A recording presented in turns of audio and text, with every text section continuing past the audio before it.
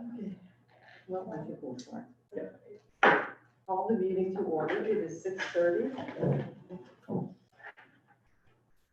Okay, move on to adjustments to the agenda. You have two adjustments in front of you. Under G, new business, and H, we will add item G under new business and item H under new business. Okay. Next is period of public participation. Is there anyone that wishes to address? I would like to say something. Could we have your name for the record, please? Jeremy Pelletier. Okay.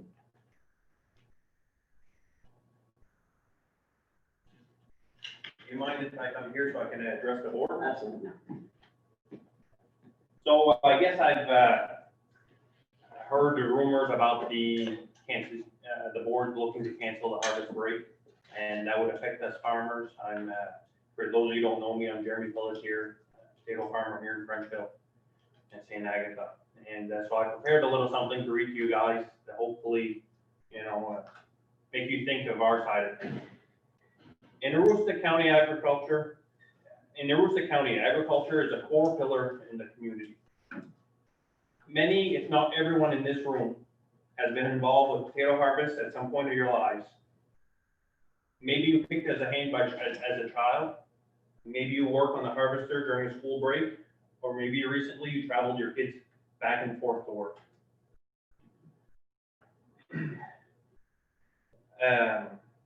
With that being said, here in the St. John Valley, we're known for having some of the hardest working individuals in the whole state. And many of these individuals claim it's because of the strong work ethic and dedication that was instilled upon them during their time working for a local farmer. Years ago, families were larger and times were harder for most. Families struggling to get by, and children had to work harvest break in order to help produce income for their families. Today, times have changed, and I don't think the kids of today are required to support their families. But some of the kids today still want to work harvest, and the parents may not let them work because it doesn't align with their schedules. If their families are more or less well off and they don't need the extra stress to travel their children back and forth to harvest, they don't have to worry about making their meals and things like that. A lot of these parents are not having their children, or not pushing their children to work harvest. And that's fine with us, but that's their decision. So there are other reasons that some of these children may not be working harvest. Anyway, so we understand the numbers of the kids that are actually working at harvest have declined. But you have to understand our numbers have declined also. And today I put together a short list of farmers that I can remember in my lifetime that were farming, and I'm only 28 years old. And I came to the conclusion that between Frenchville, St. Agatha, and Madawaska and Fort Kent, I came up with 23 farms that I can remember that are no longer farming. Many different reasons. They have retired, or financial losses, or they quit farming to go work somewhere more, a little better.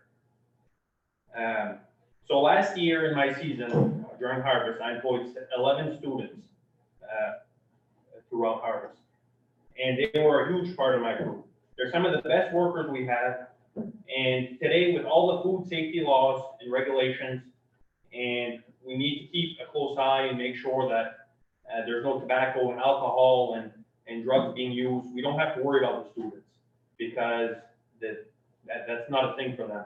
When we have to hire outside, that becomes an issue. And so that's why we really like the students. They have the work ethic, they want to work. The ones who come, it's because they want to work. Now,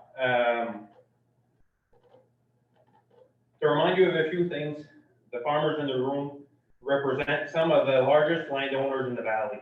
We pay a large part of taxes for the valley, and yet oftentimes we are undervalued and. We allow all types of recreation on our lands. whether it be, without us, there would be no snowmobile trails, there'd be no ATV trails. We also provide locations for hunting, fishing, cross-country skiing, snowshoeing, camping, and any other outdoor activity. I also take part in making sure one of our local food pantry shelves always have potatoes on them. So please don't take away the thing we still need from the farmers who give so much back to our community. Thanks for your time. Thank you, Jeremy. Thank you. Jeremy. Jeremy, just for the record, the conversation we're gonna have tonight is not about canceling harvest. So I think you're gonna see a plan that we have in place that's gonna allow you to have the workers you need and for us to have school safely. So I hope that you can stick around for the presentation. Good, I will. Okay. Thank you. Is there anyone else that would like to address the board? Can we have comments after you give the presentation on the slide? Yes. Okay, so, Okay. okay, thank you. Okay, next on the agenda is the approval of the minutes for March 9th. And that was meeting 10:31, which we didn't approve last time, so we have to do it tonight. So I'll need a motion for that. I move that we approve the minutes. Gerard, is there a second? Second by Jean. Is there any questions? Okay, we'll take a vote in favor of the approval of the minutes of March 9th. All in favor. And next is the approval of the minutes for meeting 10:32, which was May 11th. I'll need a motion for that. I move it. Gerard, second. Oh, second by Casey. Okay, there any questions? I have a question. Unless my memory is failing me, but I don't think Melissa was here No, last she time, wasn't. and the student reps were not either, I believe. Um, No, I wasn't, I was working.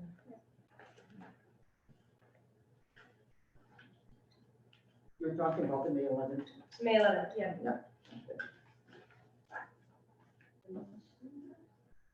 I don't, they didn't zoom in, I don't believe, and they weren't here. No. Okay, so there's a correction to those minutes. Is there any more questions or observations on the minutes? If not, we'll take a vote and to approve the minutes of May 11th as amended. Okay. All in favor? Okay, next is the approval of the financial statements for the May expenditure report. We'll need a motion to approve that. I move that we accept the financial statement. Okay, is there a second? Second. Josh? Any questions? Okay, if not, we'll take a vote in favor of the approval of the May expenditure report. Okay, all in favor? Okay, we were supposed to do the superintendent's report, but we will move under new business, we'll move D now, which is the calendar revision and harvest break. So I'll Ben, who was in. Yeah, out of respect to our guests who are here, and I know they're very busy, we'll go right to this presentation on the harvest break and the calendar, and answer some questions about that. Again, the plan here is not to disrupt harvest. We know that that's part of the tradition, the history of our region. We just have a very new situation because of what's happened this school year and planning for next school year. So what we'd like to do is just present the board with a plan and have some conversations around how we think we can delay the start of the school year, but also support our local farmers because of all the efforts that happened these past 10 weeks with our remote learning plan. So let me see if I can start this here.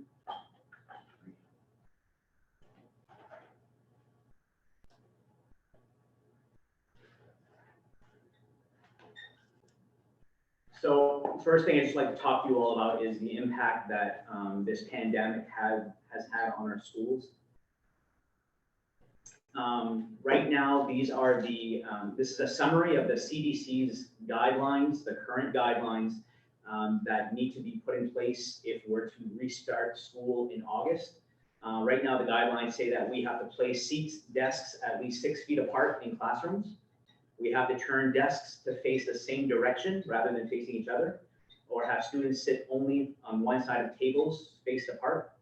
We have to create social distance between children on school buses.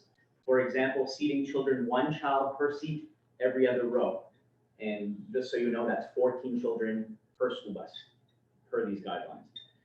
Ensure that students and staff groupings are as static as possible by having the same group of children stay with the same staff all day long for young children and as much as possible for older children.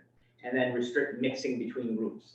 So I want you to picture a class of 6-year-olds and you have to tell them to stay away from each other and social distance. Imagine the playground and you're telling them to do that. It seems very impossible for us to do that, but that's the guidelines that we have right now. On top of that, Governor Mills' reopening plan still restricts groups over 50 through the month of August. So right now, the governor has put out a 4-phase plan to cover through August, and even in phase 4 for the month of August, it will restrict groups of over 50. So we can't even start school, even if we have a hope to, we can't start school regularly because we're gonna have more than 50 in our schools. So it becomes very challenging on how to plan when you have these types of restrictions. Less students in schools each day equals a new way to design the school year. We know that we're going to have to design the school year next year to be a variety of different things. And we had a great start these past 10 weeks with our remote learning plan, where we phased in some different plans, and then the students did work remotely from home. We learned a lot of lessons. We learned that learning can continue while students are not in school. Some students have shown great success of this way of learning, some not so much. Learning opportunities do not have to happen between 8 and 2:45 like they do in school.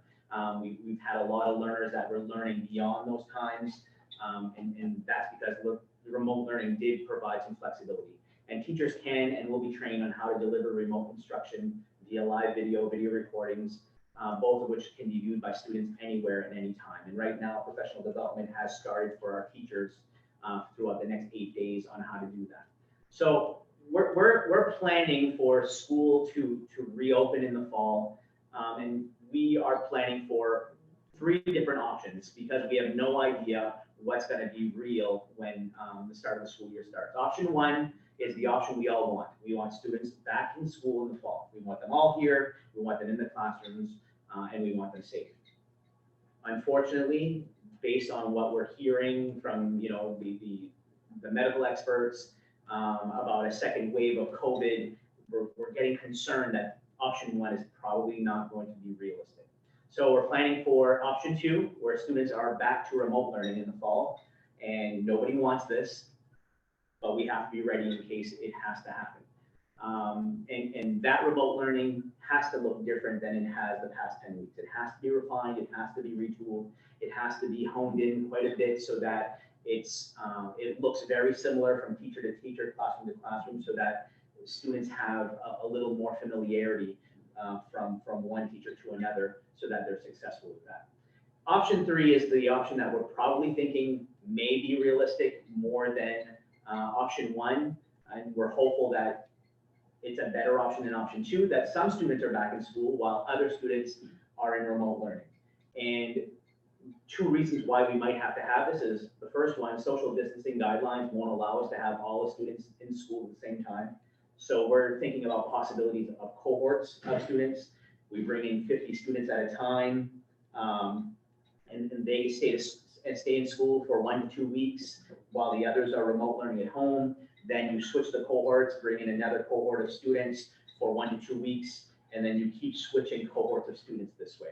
So that's one way we're looking at possibility.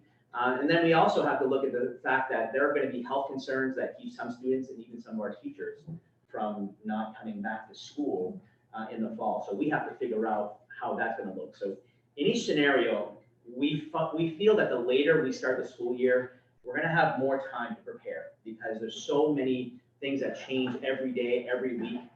We just need time to prepare for that. So here's a copy of a draft copy of the calendar, and what you'll see in this draft copy is school is not starting in August. School is actually starting September 1 with 2 workshop days, and the students start on September 3. And what you'll notice in this is the harvest break is still highlighted in this calendar. So harvest break is still September 21 to October 2, and we would like to, in this possibility, try to have a variety of possibilities. One is if students are all in remote learning because they're not in school, we can allow our harvest break, our harvest workers to go work on the farms because they have a remote plan anyway and be allowed to do that. In option 3, if we have some cohorts of kids phasing in while others are remote learning, we could front load the harvest workers to come to school the first 2 weeks of school and then make them shift to a remote learning plan during harvest so that another cohort comes in, so that, again, the harvest workers are allowed to go work on the farms and they're not missing school by doing that because they're on their remote plan. Option 3, where we have option 1, let's say we have all students in school, we still feel that we could allow harvest workers to go to harvest break to work on a remote learning plan because we tried it and it's succeeded these past 10 weeks. But we'd have to build in some remediation periods so that students, because they're working on long hours on these farms, they would need time to catch up. So what we would propose, and I'll show you in the next few slides, is at the beginning of the school year, they're front loading their work with remediation periods at the beginning of the year, getting advanced in their work, and then right after harvest break, they have a week of catch up where they're not being punished, or they're not falling behind, or feel like they're being punished. Either way, we feel like we could support the learning because we do now have the ability to promote learning through remote learning plans. We've talked about it. It might be the future of snow days. We might not have to have snow days anymore because the students can do work from home. We might have a new possibility of not missing school. So in that remediation period, we would target the week back and the first few weeks of school where we're front loading work, especially to the kids that are going to go work at harvest break. We'll already know who they are because they will have had to have applied to go to harvest break. Their farmer would sign off that they're working, their parent would sign off, and then they would go see all their teachers to get that work ahead of time. And then on the week coming back from harvest break, they would again have time to remediate anything that they missed during the harvest break. We feel like this is a very doable plan. We feel that it's going to support the learners to be able to go work. They're not going to feel like they're falling behind because they would have had those periods of time to front load and then make up the work. And again, we'll allow them to go farm. This past harvest, if you remember, we had a very rainy harvest break and we had to extend harvest for a week. Essentially, this is what we did. The students continued working into that 3rd week of harvest. They all got permission to do so. And our remote learning was not as good back then, so it was more of agreements with teachers.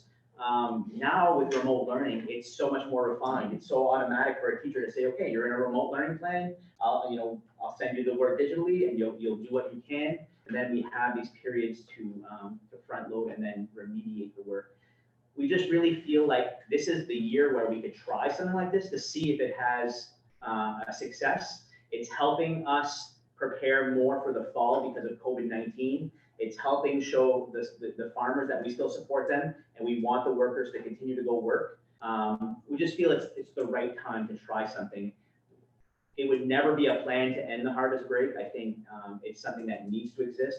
I worked harvest and I have memories of that and I want my children to have that as well. I just think that this gives us the best of both worlds to be able to do it. And then hopefully when September rolls around, we'll have new guidance that maybe opens up things where we know more about how many students we can have in school and have that safety protocol. But again, we've already made the decision that we're supporting the farmers. So essentially that's the plan. But I would like to open it up to questions from the board and then questions from any of our farmer residents here who want to voice something about this plan. I have a question. Yeah. The students going to harvest, Are they expected to do all the harvest break work plus their normal work in those 2 weeks?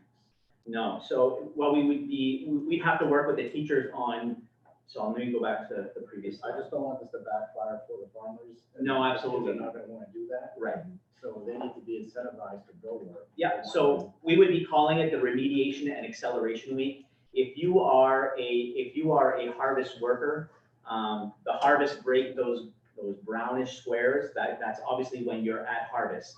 So you're accelerating your work at the beginning, those first few weeks, you're working with your teachers to front load your work, and then when you come back, you're making up the things that you missed.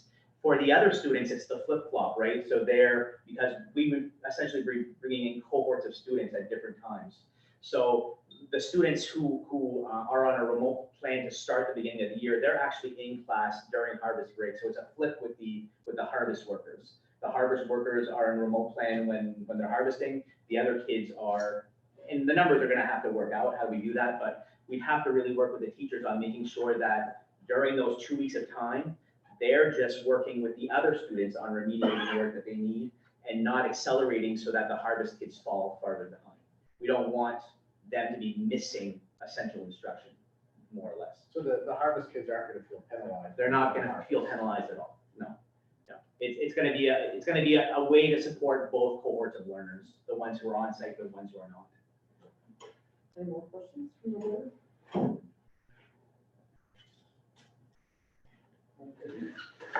How about our guests? Yeah, so would a I'm student, sorry, could I have your name? yeah, the Brandon verse. Okay. Would a student who wants to work harvest need to know before day one of school? We would like to know as soon as possible, just so we can put them in a different cohort of students. But we could work with kids if, I mean, they don't know to the last minute, we could work with that. I mean, we're not gonna hold kids accountable to, signing on the line day one, Sounds right, I'm just thinking, it might, for your teachers, might be a logistical nightmare, kind of 2 lessons and stuff, I don't know. Nothing's been as bad as the past 10 weeks. It's nice to hear that you guys are try to work with farmers and not just COVID or whatever, this issue that's going on. I was just throwing this out there. So as an option, what about starting school when you're planning to, but remote? You get an opportunity to practice all these things. We've been doing that the past 10 weeks and everybody wants to be back in school. We want to provide enough time to say at least some kids can be in school. And we really feel that August is kind of really, I don't think the governor planned on Aroostook County when she gave those phases. I think she was planning for the rest of the state. Like after Labor Day, that's when school starts, so we're gonna have new guidance. It kind of throws us in a position where we can't plan effectively, And you know what, if we try this year, this coming year, and the students are saying it didn't work, the farmers are saying, well, listen, we got less students because they were scared of us, we'll say scrap it, and we'll go back to normal. I think this is the right year to try something, and if we are working with the teachers, they're communicating with their kids saying, you're not gonna be penalized, I'm gonna front load you some work now, do it, first few weeks, and then when you're in harvest, hey, go work. I think it's the right way we can do it without them feeling like they're falling behind, because I know they work long hours. They're not gonna wanna do homework when they get off the harvester at, 9 o'clock, they're just not, I know that. Did you say that you weren't gonna put the others that don't go to harvest as much, so the others aren't as far behind? So isn't that just like a waste of time? No, so, I mean, that's why I understood. yeah, no, it's, We're not gonna put these so the others don't fall down. And I know from experience, that when you miss school at harvest, you fall down, right, because I did, right. okay? So I don't think it's really gonna work with the kids with that. What we do now is the way we educate kids in proficiency-based learning, it's not for A's, B's, and C's, it's about how deep with learning they go. So it's about learning a standard, a skill, and then trying to show that they're proficient in that skill. During that period, if we can accelerate kids and get them even higher above in those standards, it's not learning new things and the other kids are falling behind. It's pushing the kids who are doing okay to go deeper, get better. The ones who have already fallen behind, all right, you need to catch up. It's using those weeks really smart so that kids can get on the same playing field or accelerate if they You're want. saying this is happening because the governor doesn't want school to start before September 1? I'm saying I don't know how to And plan. like, what they say, you're gonna have a second wave in the fall. Right. So maybe you should start school earlier, before the second Yeah. wave. And if you have a harvest, it'll give you a chance to evaluate what's going on. It's hard to plan when you don't have guidance from anyone to tell you how to plan. So what we're trying to do is just trying to do what we feel is best at this time. And I know for us, the longer we have this summer to plan this out, the more prepared we're gonna be for, a variety of things. I just see it as, I think 20 years you guys wish to get rid of your harvest, and this is the perfect idea. No, we're not, COVID-19. no, we don't want to get rid of harvest. We don't want to get rid of harvest, and I would never present anything that would say students should not be going to harvest break. I don't think the students are gonna be as willing to come to the harvest if it's this kind of setup. That's my feeling, I might be wrong, but I've talked to some of the kids that worked with me last year, and that's what they're trying to talk about. I can honestly, I truly believe that we're only gonna be able to send half the kids to school at a time. And if we send your harvest kids the first few weeks of school and then put them on remote learning during harvest break, it's gonna work perfectly. Because the other kids won't be in school, and then they'll have to come to school during harvest. But they won't get the remote work when they're in school, and their harvest, because they're gonna be busy. Right. So the They can't expectations, come home at 9 o'clock at night and, the remote learning expectations are not gonna be, it's not gonna be a rigorous, so that they're feel like they're falling behind. And again, we're building in those, that makeup period at the end when they come back, so that they can make up that work. Jean?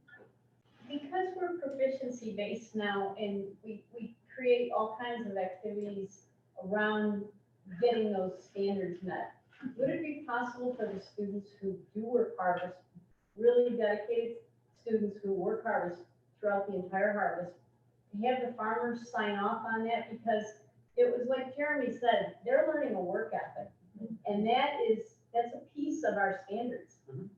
So, like, if a farmer signs off that this kid has been there every day, showing a good work ethic, being on time, doing what he's been asked to do, I mean, they're learning a lot of aspects of life that really are check boxes in our proficiency standards. Yeah. So would it be possible, and that would encourage kids, rather than having to make up work, as you say, or go back and have extra work to get credit for actually working in harvest.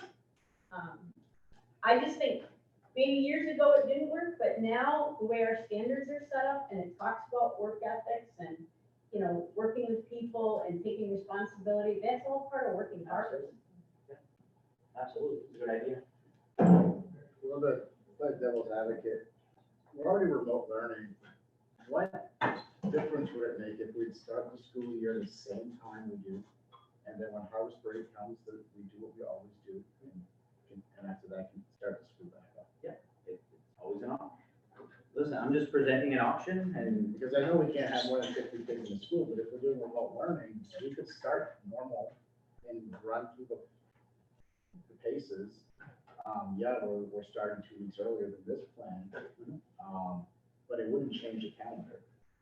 And it wouldn't make such a, And the teachers are on a roll right now. I mean, they're inspired, they're doing it, and they're feeling good about it. I just don't want the students to feel penalized for going to work, like Jeremy said, and like Gene, because it is our culture, and harvest is gonna be here forever. We're always gonna be harvesting, and that's where they get most of their workforce from. And Jeremy had a good point about the drugs and alcohol and tobacco. They don't have to worry about that with us, but not as much anyways. I don't know, I think starting normal time, and running through the paces with remote learning and stopping the school like we do. Because we're not paying for the bus to go, for food. But I think we're doing it through the summer, are we not doing the food program through the summer? And I think, didn't we get some extra funding from the governor for that? not for fuel. So we can either apply our CARES funds for that, or we can try to recoup some of those costs from the unorganized territories, because, that's part of our revenue stream for that service. Or maybe we'll miraculously get reimbursement for that, but not right now. We are making money, a little bit of money with the program to offset that, because of the high reimbursement rate, for the meals. So, I don't know, is it a wash, Lucy, or is it? We're more than breaking even. It helps that the number of meals is there. If our number of meals drops significantly, then we would be traveling the same miles and only ability, that we would have to rethink how we do it, but right now, we can keep going, and as long as we have the number of meals, we'll go right. Is there any more questions? I just have one more thing, you'll have to think about is that oftentimes we also have spare workers, kids who maybe they're freshmen or they haven't done it before. Well, we take them, somebody calls out sick or, maybe they work on weekends or something. And it's going to be hard for you to implement these spare workers into the program because oftentimes I have to see myself during harvest, short workers, and I go up to what Facebook and write, looking for workers, message me if you're interested. Well, then 3 or 4 kids will message me, hey, I'll try it or something like that. So it's kind of hard it's good to plan ahead and everything, but when it comes down to it, it's hard for us also that, we have a list of spare workers who plan on working a day here and there, but sometimes in the middle of harvest, we end up short, what I mean? Thank you, Jim. Any more questions? Other meetings in other towns so far? We have, we presented in Madawaska, a week ago, and, there was only one farmer in attendance. Thought that this might be able to work, and the Madawaska School Department did approve the calendar change. Then we met in Fort Kent, Thursday, and that board had a lot of the similar questions, that we all have. They chose not to vote on it. They chose to table it and think some more about it, so they haven't made a decision. I think they were waiting to see what you guys would do. Well, and it's because this community has the largest farms. I mean, it has the majority of the farmers, and so I think, the decision by this board will carry some weight with the other communities. Real quick, I really like the, what that lady said, I don't know her name, but how you. Yes, you do. We have your seat in my yard. They could use it as a project for school and get credits. Absolutely. I really like that. Yeah, we score kids on their habits of work now, and they would fit perfectly, with this, yeah. Any more comments or questions?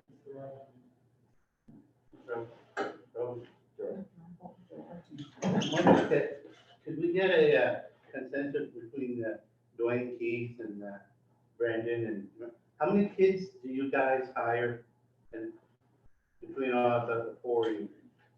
We had 13 kids last year for, just these 13 kids earned a little over $15,000.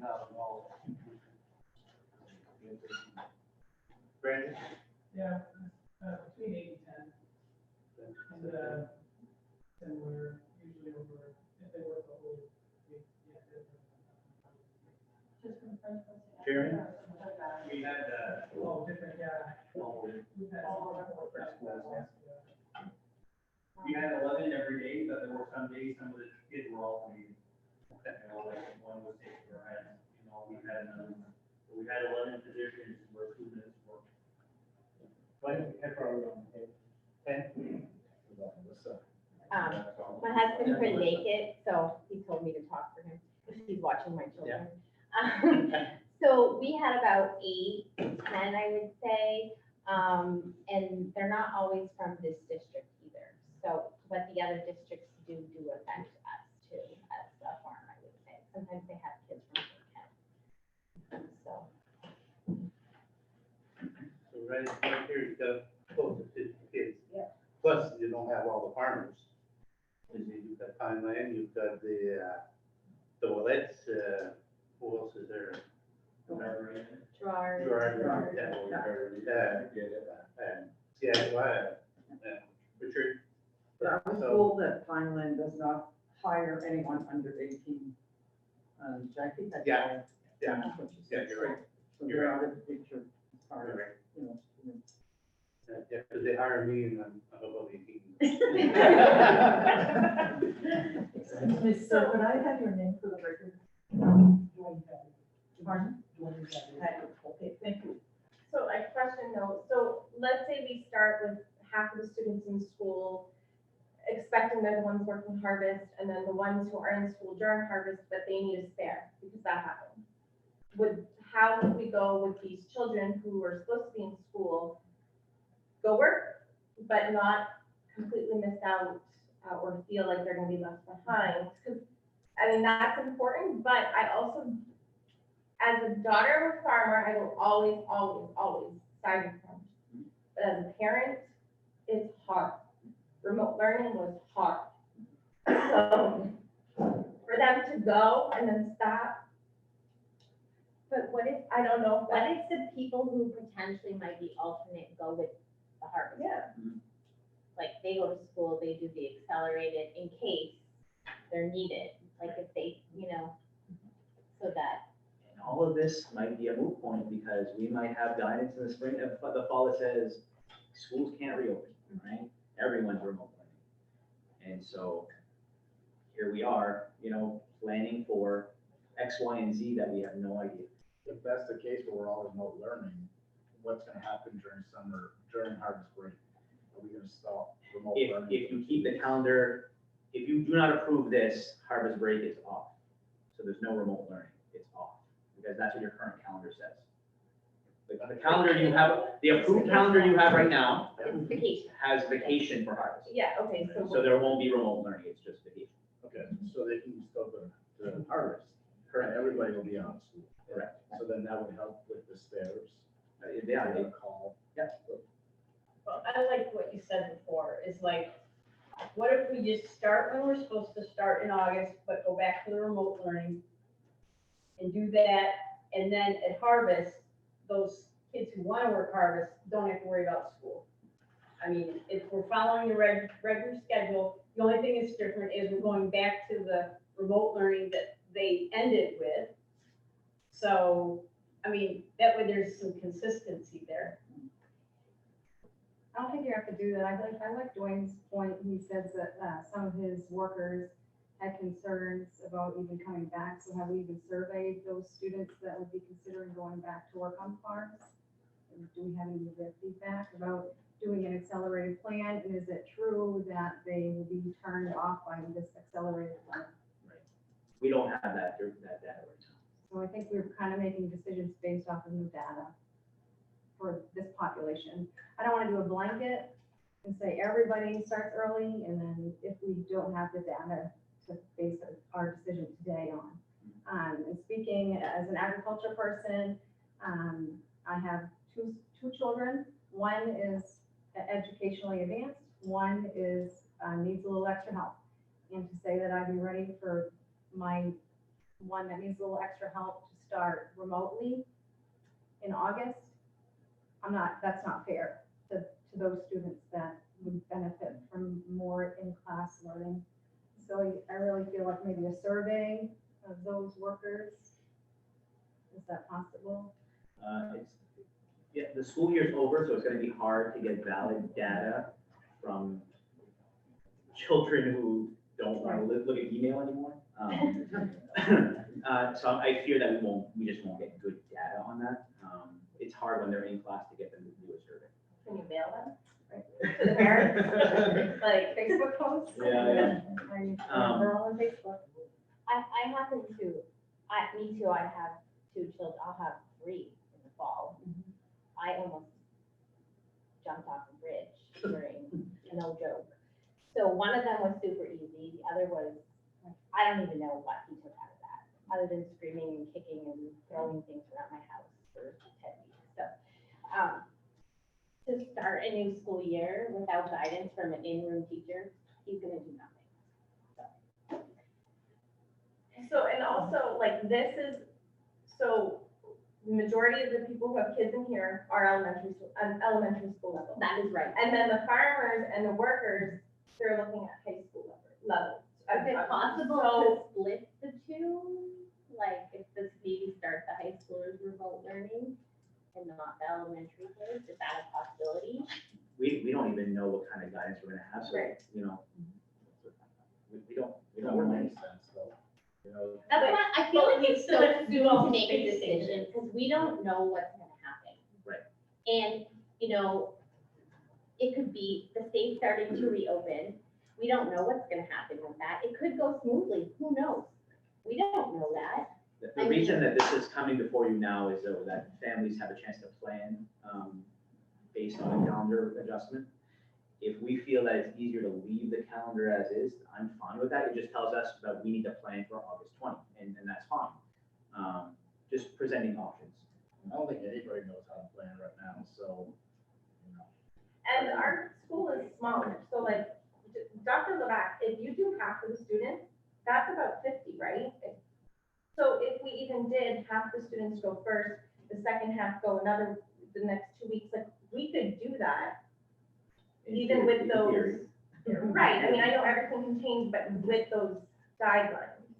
And, I mean, you might be looking at a lot less students if parents consider homeschooling. So those numbers are all bound to change come August. Can I share some history on why we chose to have both the elementary and the high school break in this district? Just like you were gonna jump off the bridge for remote learning. The last year we had the elementary open and the high school closed. We had 3 bus drivers who chose to go to Harvest. And we don't have any spare bus drivers. And I can't drive a bus. So that year, it was like pulling hair and having a nervous breakdown to get kids to school at the elementary because our bus drivers chose to go to Harvest. And it was extra income, so how can we say, no, you can't go to Harvest? They chose to use their vacation days.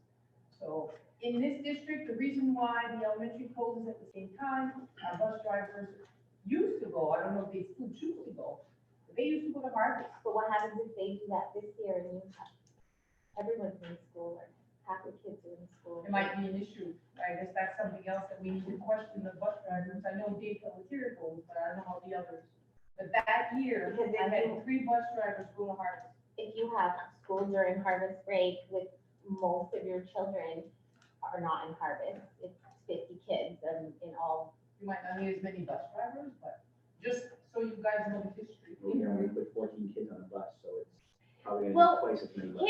Can we survey parents though, like, I mean, is it possible to do that, like, as far as busing goes? Like, how many parents could get their kids to school if they had to? I bet you I could get my kids to school if I had to. I put them on the bus because it's convenient, but I could have definitely get them there. And I'm sure there's plenty more that could if need be. Like, if there's a survey that went out, like, if you had to, you know, to limit the amount of kids on a bus, if that was what it came down to, would you be able to get your kids to and from school? I would find.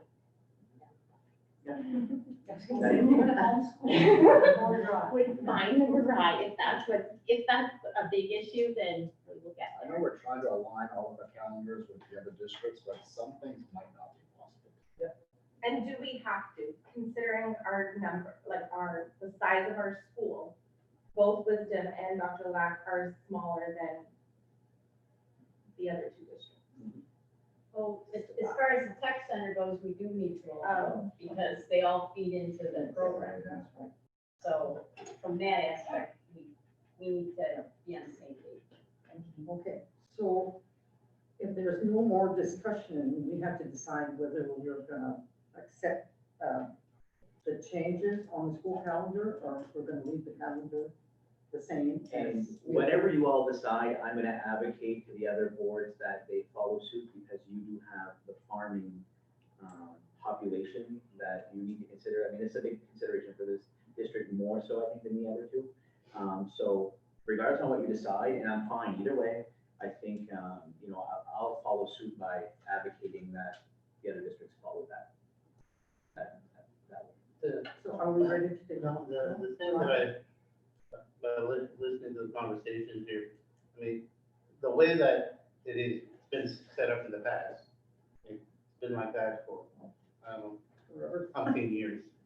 And we know that works. Whereas the other stuff that we're looking at, we don't know, because there's nothing definite here.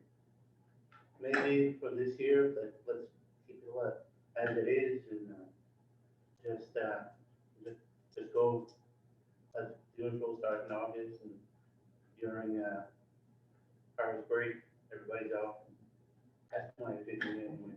Would you like to make that in the form of a motion? Sure. Okay, that we keep our last calendar that we approved. The last calendar that we approved, that we, That's starting in August. That would mean they would have to do remote learning. Or you're gonna come to Well, my house and and bring me then- wine.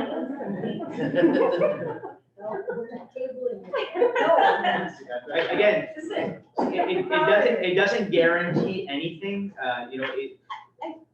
the only thing it guarantees, starting August 20, is that we know that most probably, unless the governor does, and she has changed her guidance on small businesses for rural areas. So unless she changes that, which could happen, it just means that most probably not all kids will be in school the week of August 20 and the following week. We know that because it's the limit of 50. So it might be some kids and some not. Definitely, I'll put your kid on the list. Okay. The oldest one I can keep home, the other one can have Okay, it. we have a motion, from Gerard to sign August 20th as we had accepted the last time. I second that. And Jean seconds. Are there any more questions or discussion? If not, we will vote. You have a question, John? Yeah, if something happens, we have to change, can we change that? If we get more direction from Governor Mills, Absolutely. and are we able to, like what Casey said, send an email or a letter to the parents and asking their input too?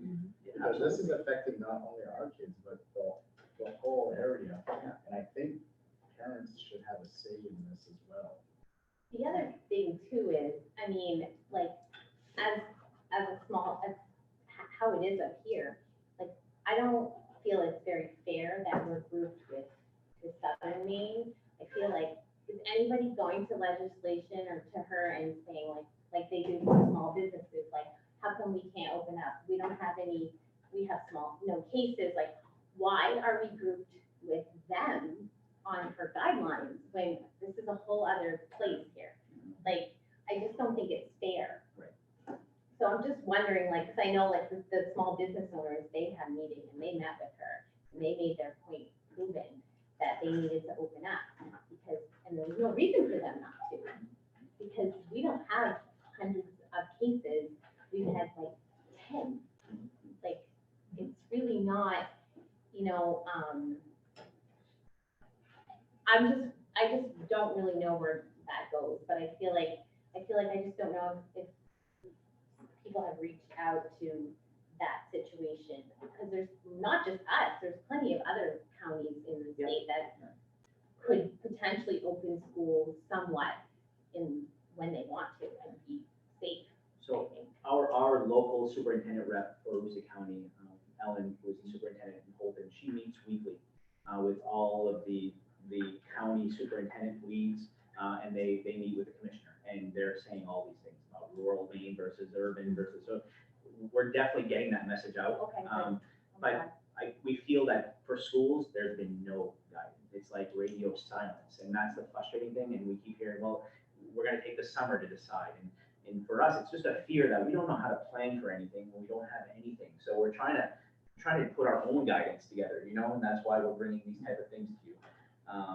Because we have, it's scary for us. We have to plan, and it's planning for things that we can't plan for. Okay. Well, I think Gerard's motion, I mean, the way he said it's right. It's like, there are so many changes. We don't know. We could be in full force, ready to rock and roll August 20th, And if that's the case, if we've stuck with the calendar we had, we're ready to go. But that also leaves it such that if something happens and we have to go remotely, we're also ready to go with that. where if we start changing things up and then things happen, then we're gonna have to really go back and revamp the calendar. So at least we have some type of a foundation here that we're familiar with, and it gives the farmers the security that we're not changing anything. So on August 20 start, just to clarify, we mean that there's no accelerated program for the students, and that we've had actual 2-week vacation. We follow the calendar we approved a Traditional. long time ago. Yes. Yeah. Our plan, so even regardless, when we start school, our plan is the first few weeks back, it's remediation like times 20, just because of where the kids left off. It's assessments and it's figuring out where their gaps are. So yeah, that's the plan. It doesn't matter if it's August 20 or September 1st. Okay, are we ready for a vote? In favor of leaving the calendar and starting August 20th? In favor? Okay, all in favor? Harvest doesn't change. Thank you all for coming. Thank you, Brian. Everybody go with September 21 for start date? 18th? I believe that's what it was. Early release on the 18th. Huh? Early I'm release. just asking to all approve the start date. Early release on the 18th, right? Is what we have.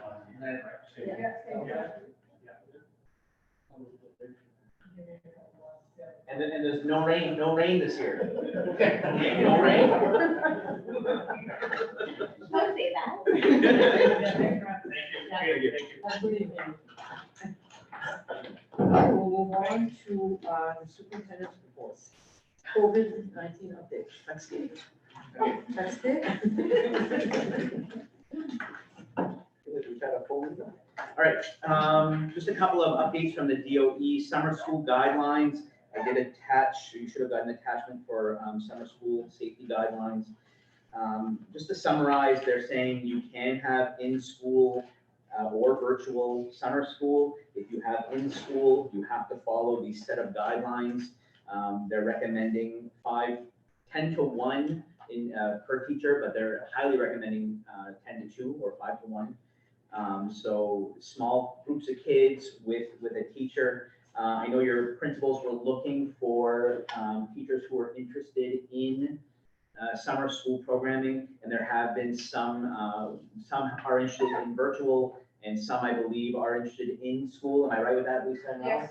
Yeah. And some parents prefer virtual and some parents prefer in school. And so the teachers are working on conducting a list of the students they feel would benefit from summer school the most.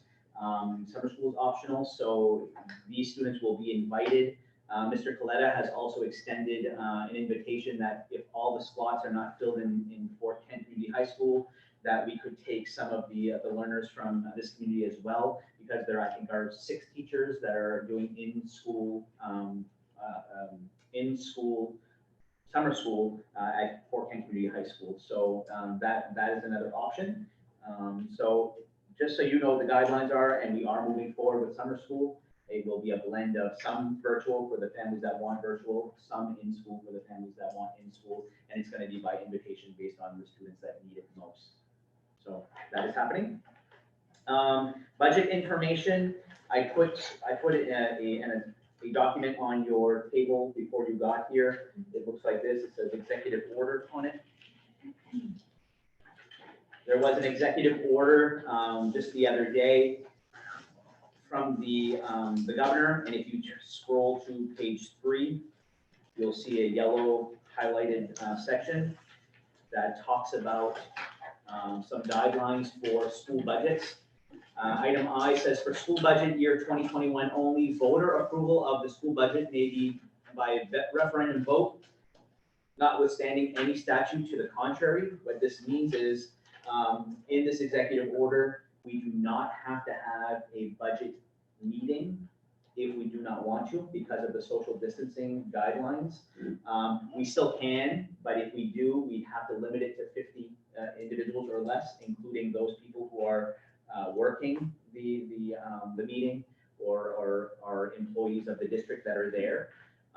So you have the choice now, go with your budget meeting, limit it to 50, or bypass that and go right to the referendum vote.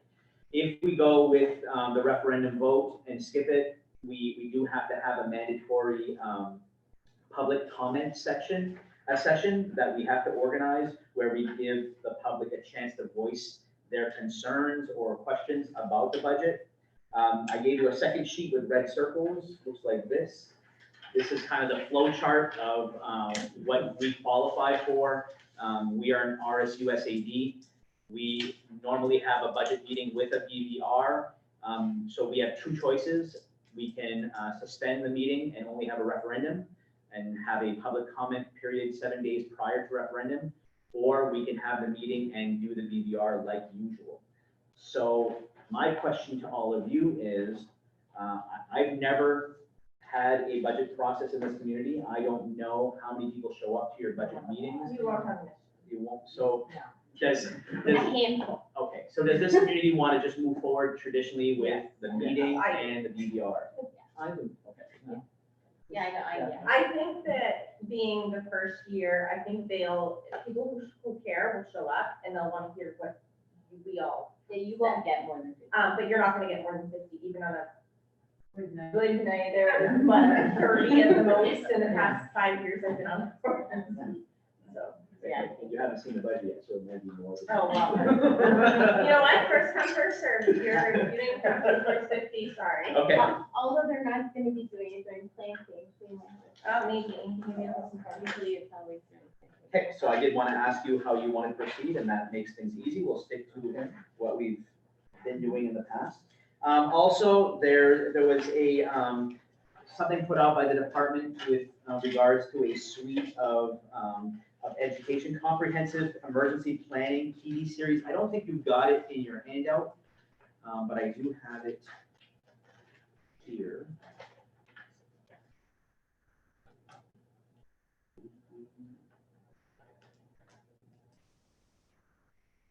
This guidance right here. So the department just wants to support the districts by offering free training for emergency operations planning. So every week, starting tomorrow, they're going to be covering a variety of topics on basically being ready for reopening schools or emergency readiness for schools, and how you basically keeping your buildings safe and making sure that we're following all those guidelines. So I'll be participating in these every week starting tomorrow, just to get more information. I know that Peter Saucier in SM27 and Paul Chassis also in Madawaska plan on doing these. So we'll divide and conquer with our recommendations on what these are all about. So I wanted to let you know that as well. That's going on. For reintegration plan updates, I did want to let you know that the summer lunch program will be continuing as planned. We are meeting actually tomorrow with Melanie and Giselle, Lucy, and I, just to kind of finalize. We did send a parent survey out to find out how many families are going to stop now that school is over, how many families are going to continue. It looks like in this district, about 90 students are going to continue to participate in the program, which is a pretty good amount. So we're going to meet tomorrow to look at where those students are and what it means for transportation. Can we eliminate a bus, or do we have to keep all the buses that we currently have going? But we are going to continue with the summer lunch program. We've also put out a survey for employees to see who wants to work this summer. We will not be paying the regular ed tech wages because their year is over on Friday the 12th. So anybody who volunteers or wishes to continue working is going to go on a new minimum wage scale for the summer, and that's just for meal prep and delivery. And we already do have some names. If we don't get enough names, we're going to open it up to students, working students that may want to work for the school in that program. So that's what's going on with summer lunch. Professional development started today. I do have just a quick something to show you.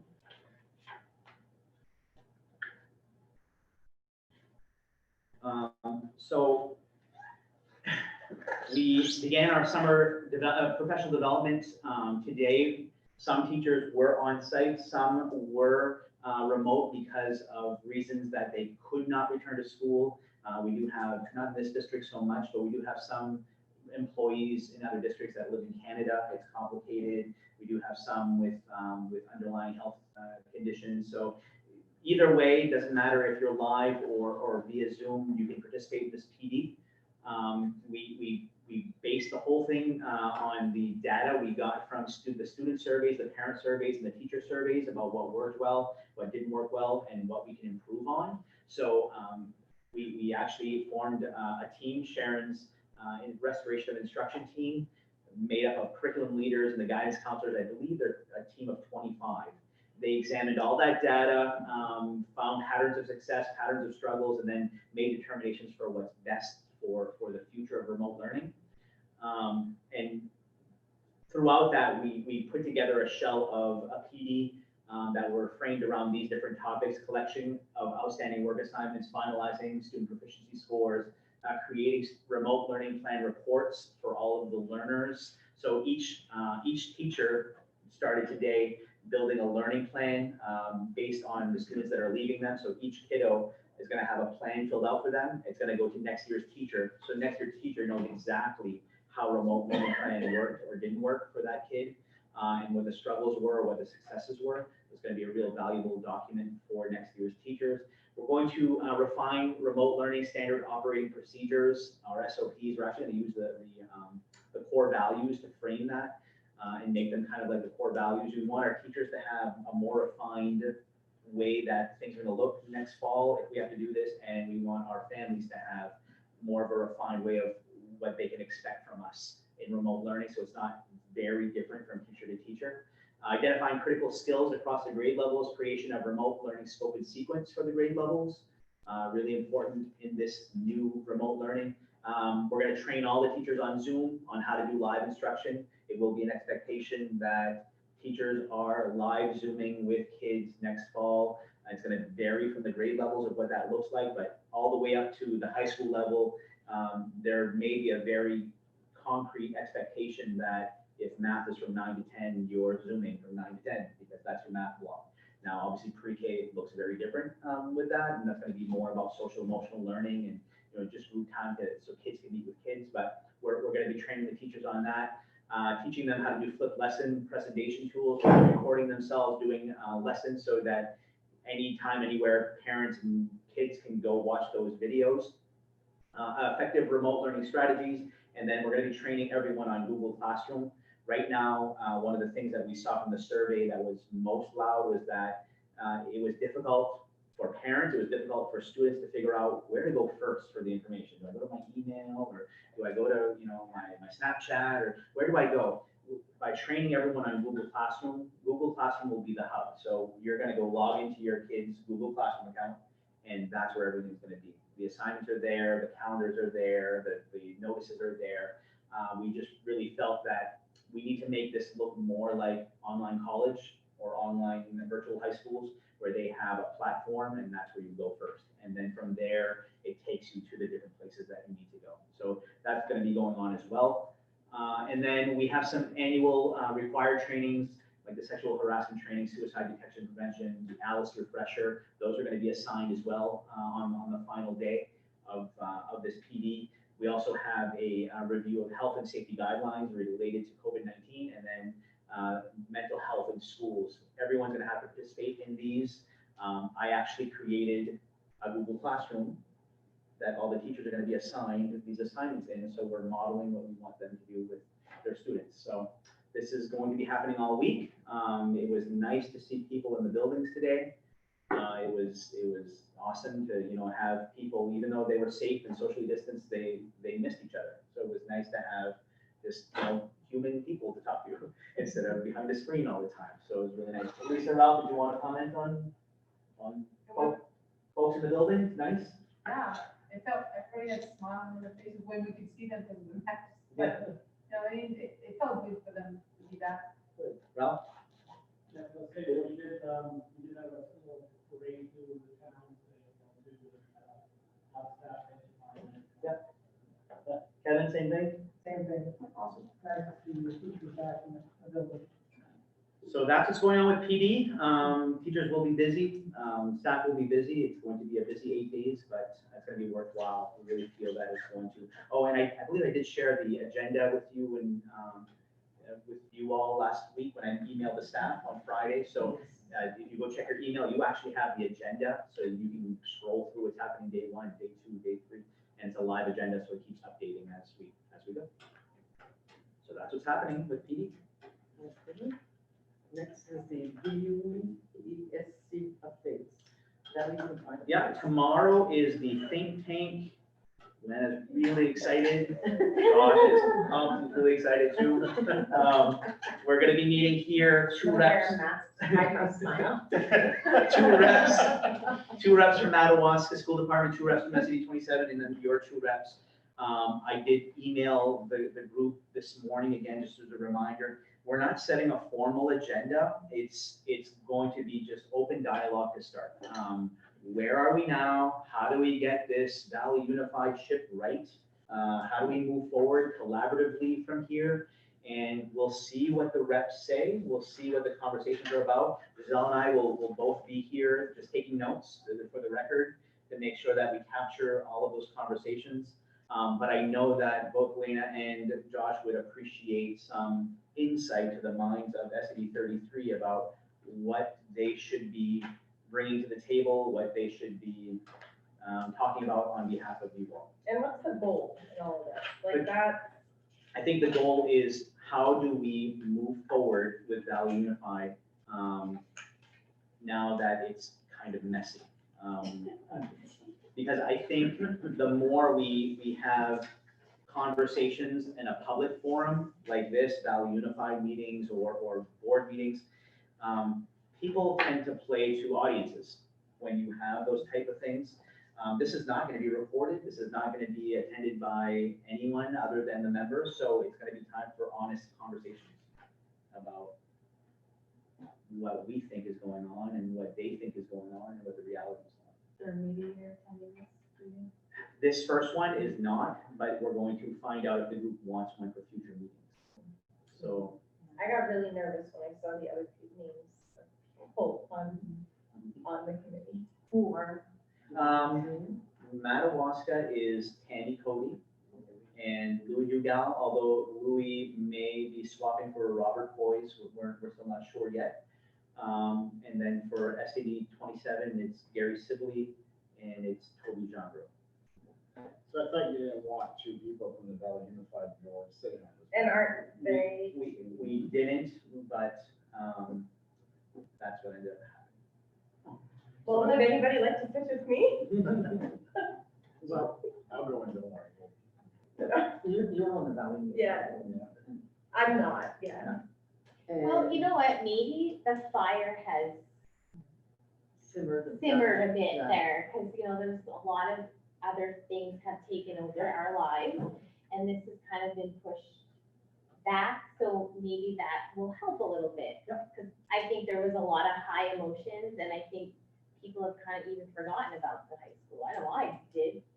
I mean, there's just been so much other stuff that's been going on, like it wasn't on the front plate. So maybe that will help. I don't think anything's simmered. No. It's just- Really? I mean, come on, it's like So, I a think the biggest pandemic goal happened. would be every party, and I'm talking about districts, should have an equal say. If it's gonna be a Valley Unified, it should be an equal say. I agree. Every district. I don't think one district should be more top-heavy than the other. We all went into this as equal partners, and it should stay that way. I think what we're gonna find is there's gonna be 2 different conversations. One is gonna be about your current Valley Unified, so your Valley Unified board, and what that looks like, and what that, should be. And then there's gonna be another conversation about this RSU thing that we're going to have to enter for this regional high school to work. And that's very prescriptive in statute about the formation of the board for those type of things. And so there's the 2 separate things that we're gonna have to figure out and what that all means. And those conversations are gonna be interesting. I think for the Valley, the RSU as well, one district shouldn't be top heavy or the others. Yeah, one thing that's gonna happen that people might not realize is that the districts don't have any say in the RSU. Once you go the RSU route, now it's just membership by community. So it's not SAD 27 has this much and SAD 33, you're forming a new body. You're forming a new body between all these communities. So your Frenchville has to have representation, Senegal, Madawaska, Fort Kent, Wallagrass, New Canada, it has to all have representation. It's not coming from the sending districts. Very different. Yeah. So is that, Quote unquote. but that would mean that the President SAD 27 would have more say because They'd have 5 votes, they'd have more towns. and we have 2 votes, and Madawaska would have 1 vote in this RSU. I believe it would have to follow the one man, one vote rule, so it would be based on your population by community. I believe. So you, they Yeah. don't have all the Exactly, information. to be, that's my whole. You're going into this conversation without, I feel, all of that. The members have got the RSU language, I forwarded to Okay. them, so they have that language. But it wasn't to hammer out RSU, because you need to form a new committee for RSU. But, It's just a talk about it. Just but when you looked at the numbers, all those surrounding towns of them voted for it and they didn't, so. Wallagrass, like, St. Grant, they all were for it. It was just 410. I know, but it may be pressured. Yeah. Never know. Fort Kent is still hung up on the numbers. I think the other towns will follow suit with Fort Kent, and then we will still be Mhm. 3 votes. Fort Kent, Frenchville, St. Agatha would have 2 votes. And Madawaska would have So it one. would be 3 versus 1. I don't know, I mean, I think like some of them are still bitter that they lost their schools, so you might be surprised. Might be surprised. Yeah, Lena's doing all the Like her talking. Yeah. Trying, guys. I'm a processor, I'm not a quick thinker or quick talker, I need to process, so I'm not sure I'm the. Let me ask you, in your experience with this board, has it been your experience, especially those of you who have served longer, do Frenchville and St. Agatha always see eye to eye? No, no, no. Okay, it's the same way with the 5 communities in SAD 27. Don't assume that they all see exactly the same way. Each community looks out for their community. So, going back to the moderator, facilitator, I think it's really important, just from my perspective, having somebody that has that even keel to lay that groundwork out, just as you discussed. And I don't want to, I feel like having that meeting, and even though it's tomorrow, we might be doing a disservice, because once you shoot your foot once, you're not gonna go back, and it's not gonna, you have one chance. Right. So I feel like I'm good to do that, Okay, to serve that role. Yeah. My only option to get a professional moderator is if there's concern that I will show any bias. And I do have biases, I'm a human, I want a school. That's very biased, and I want it.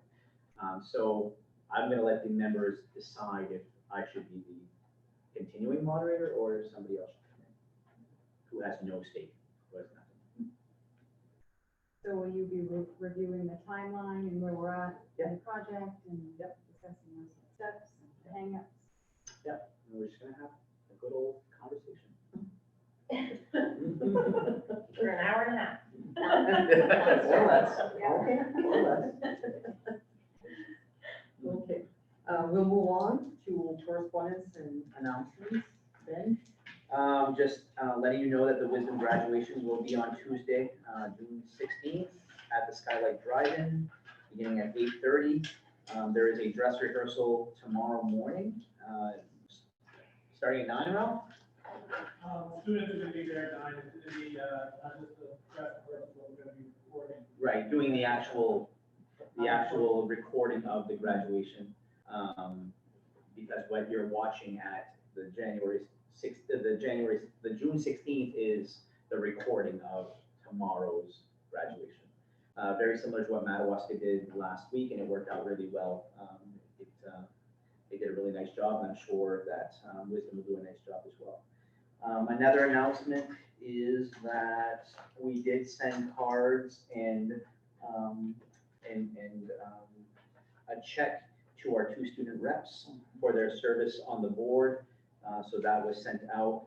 You had, one of the students had served 2 years, so got double the amount, and then, I think Rhea served 1 year. So that has been sent out to those students. Administrative reports, you had those in your packets. And I was wondering, do we need to accept the new student reps? Does the board have? to That accept them? comes, yep, is that in Ralph's report? Yes, it Yeah, is. that, you would do it now. Okay. So in Ralph's report, and there's, let's see, an extra sheet there where he recommends Emma Chamberlain and Madison Picard for, student reps on board. So we will need to accept them. I make a motion to accept both those. Okay, Jean and Josh. Okay, any questions? Okay, Josh, you take a vote in favor of these, 2 young ladies?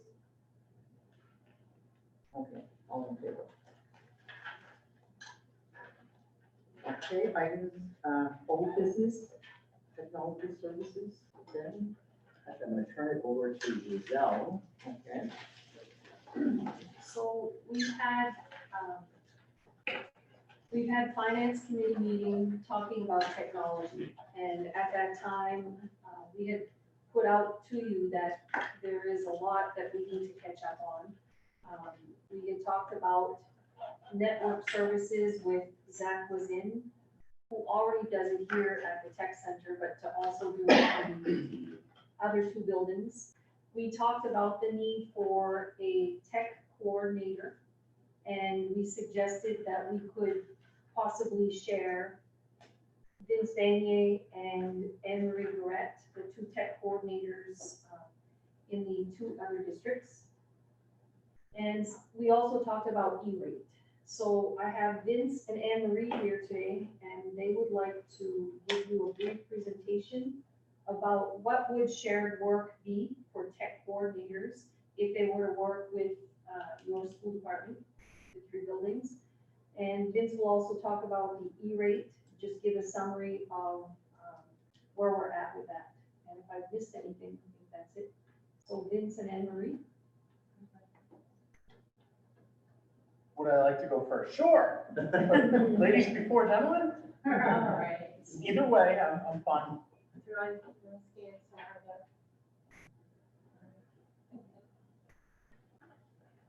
So, I don't know if, did they receive the organizational chart? No, but we can put it up. Mr. Siwa, do you have it handy or do you want me to send it? If you have it handy and you could send it, that would be great.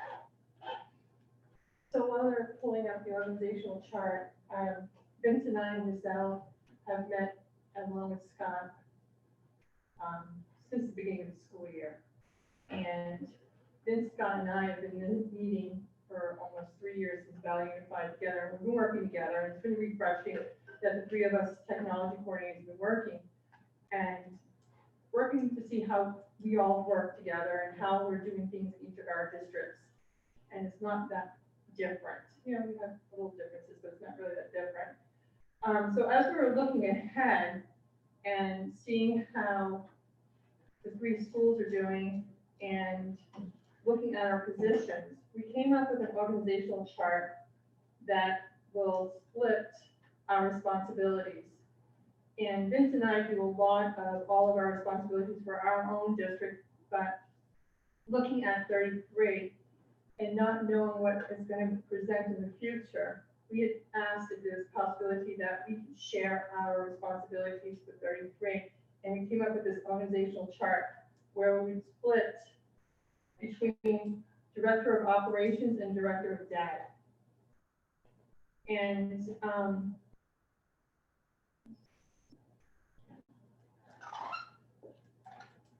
That's the one. that's the one I'm reading. Then I just sent you another link. This is not it?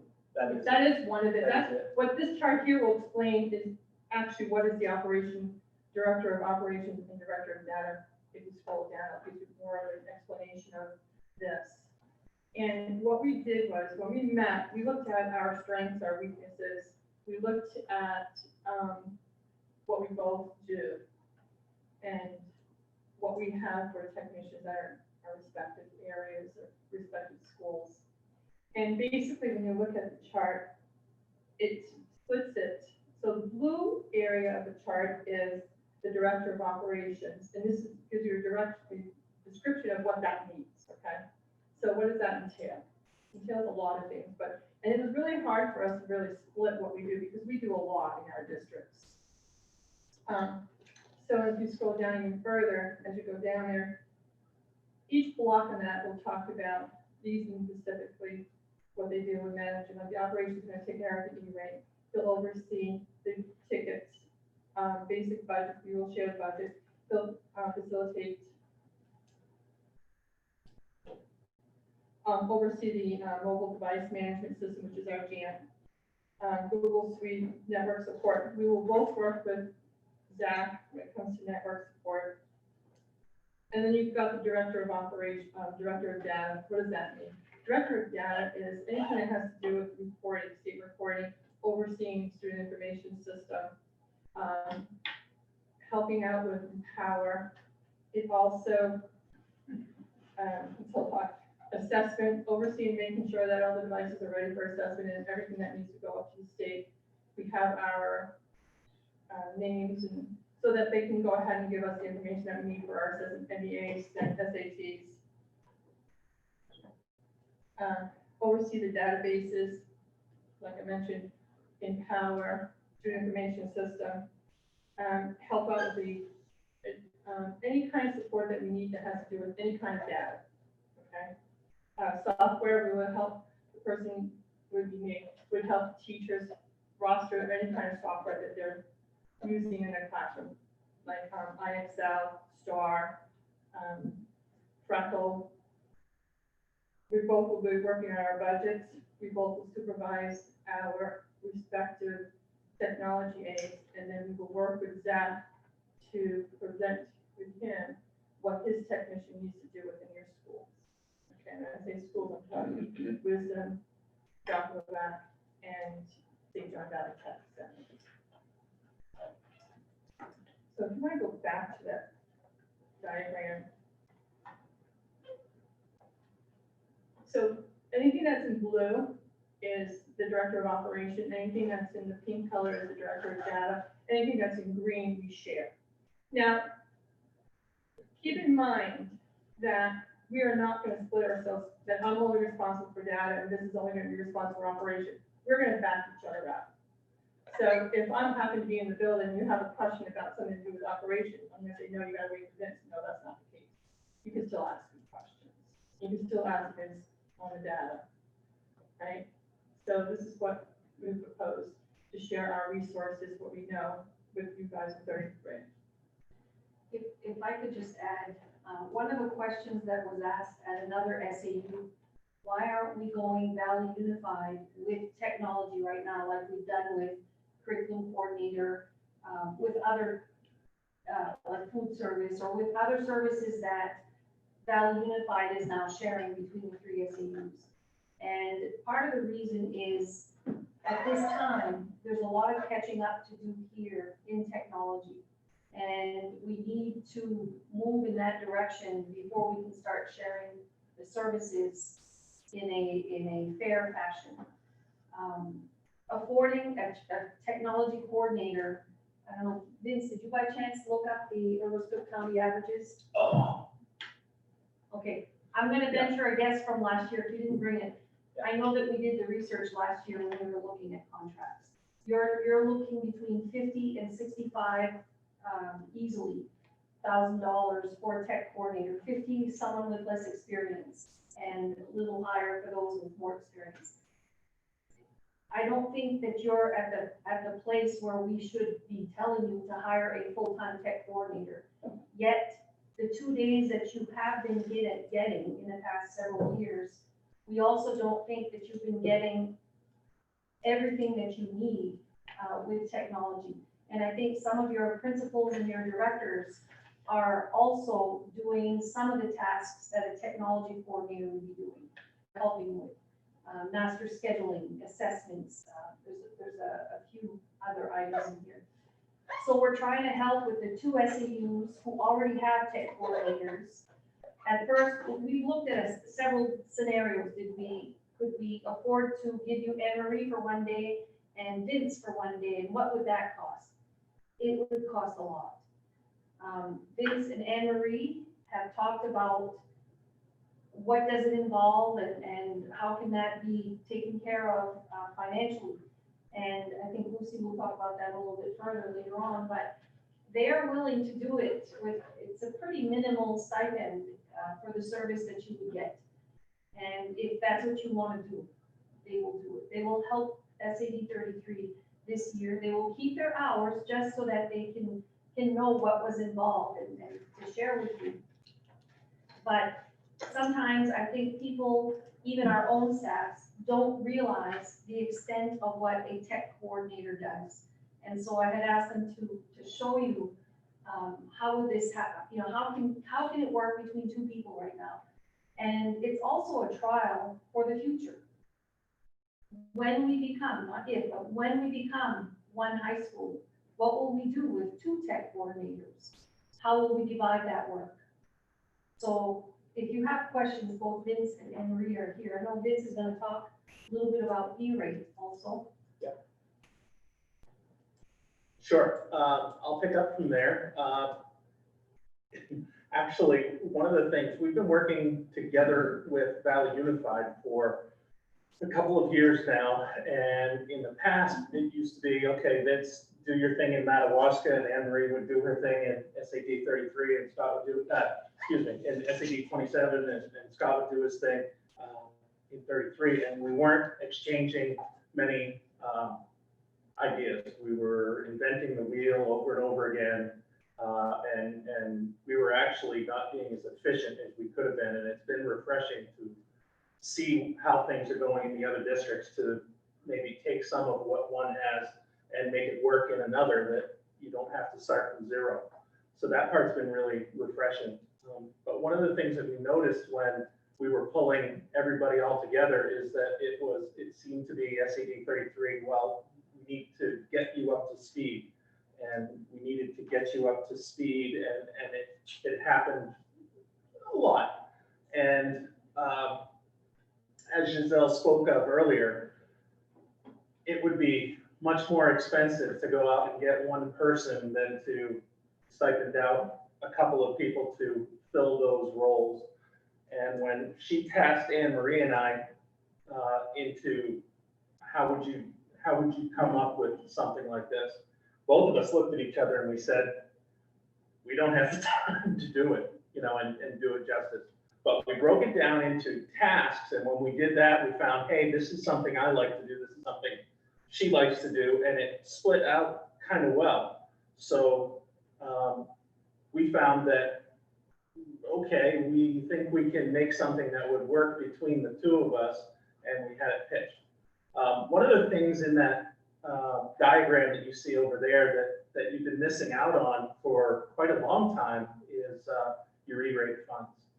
Your E-rate funds are a program that the federal government has in telecommunications that will reimburse you for things at no cost to your district if you meet certain guidelines.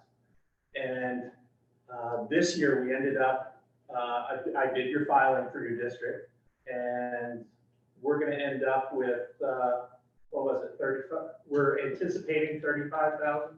That would be your maximum. Yeah, in benefit to your district. And these were for things like the firewall that's needed in this building, that's going to run the 3 buildings.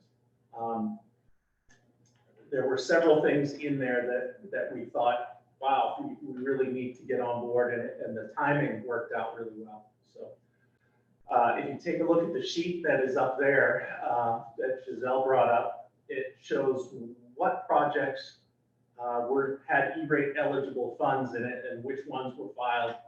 We'll know shortly which ones were funded, but we think that there's a good chance for $15,000, you're gonna get $60,000 worth of materials and services out of that. And that outlines what those items are.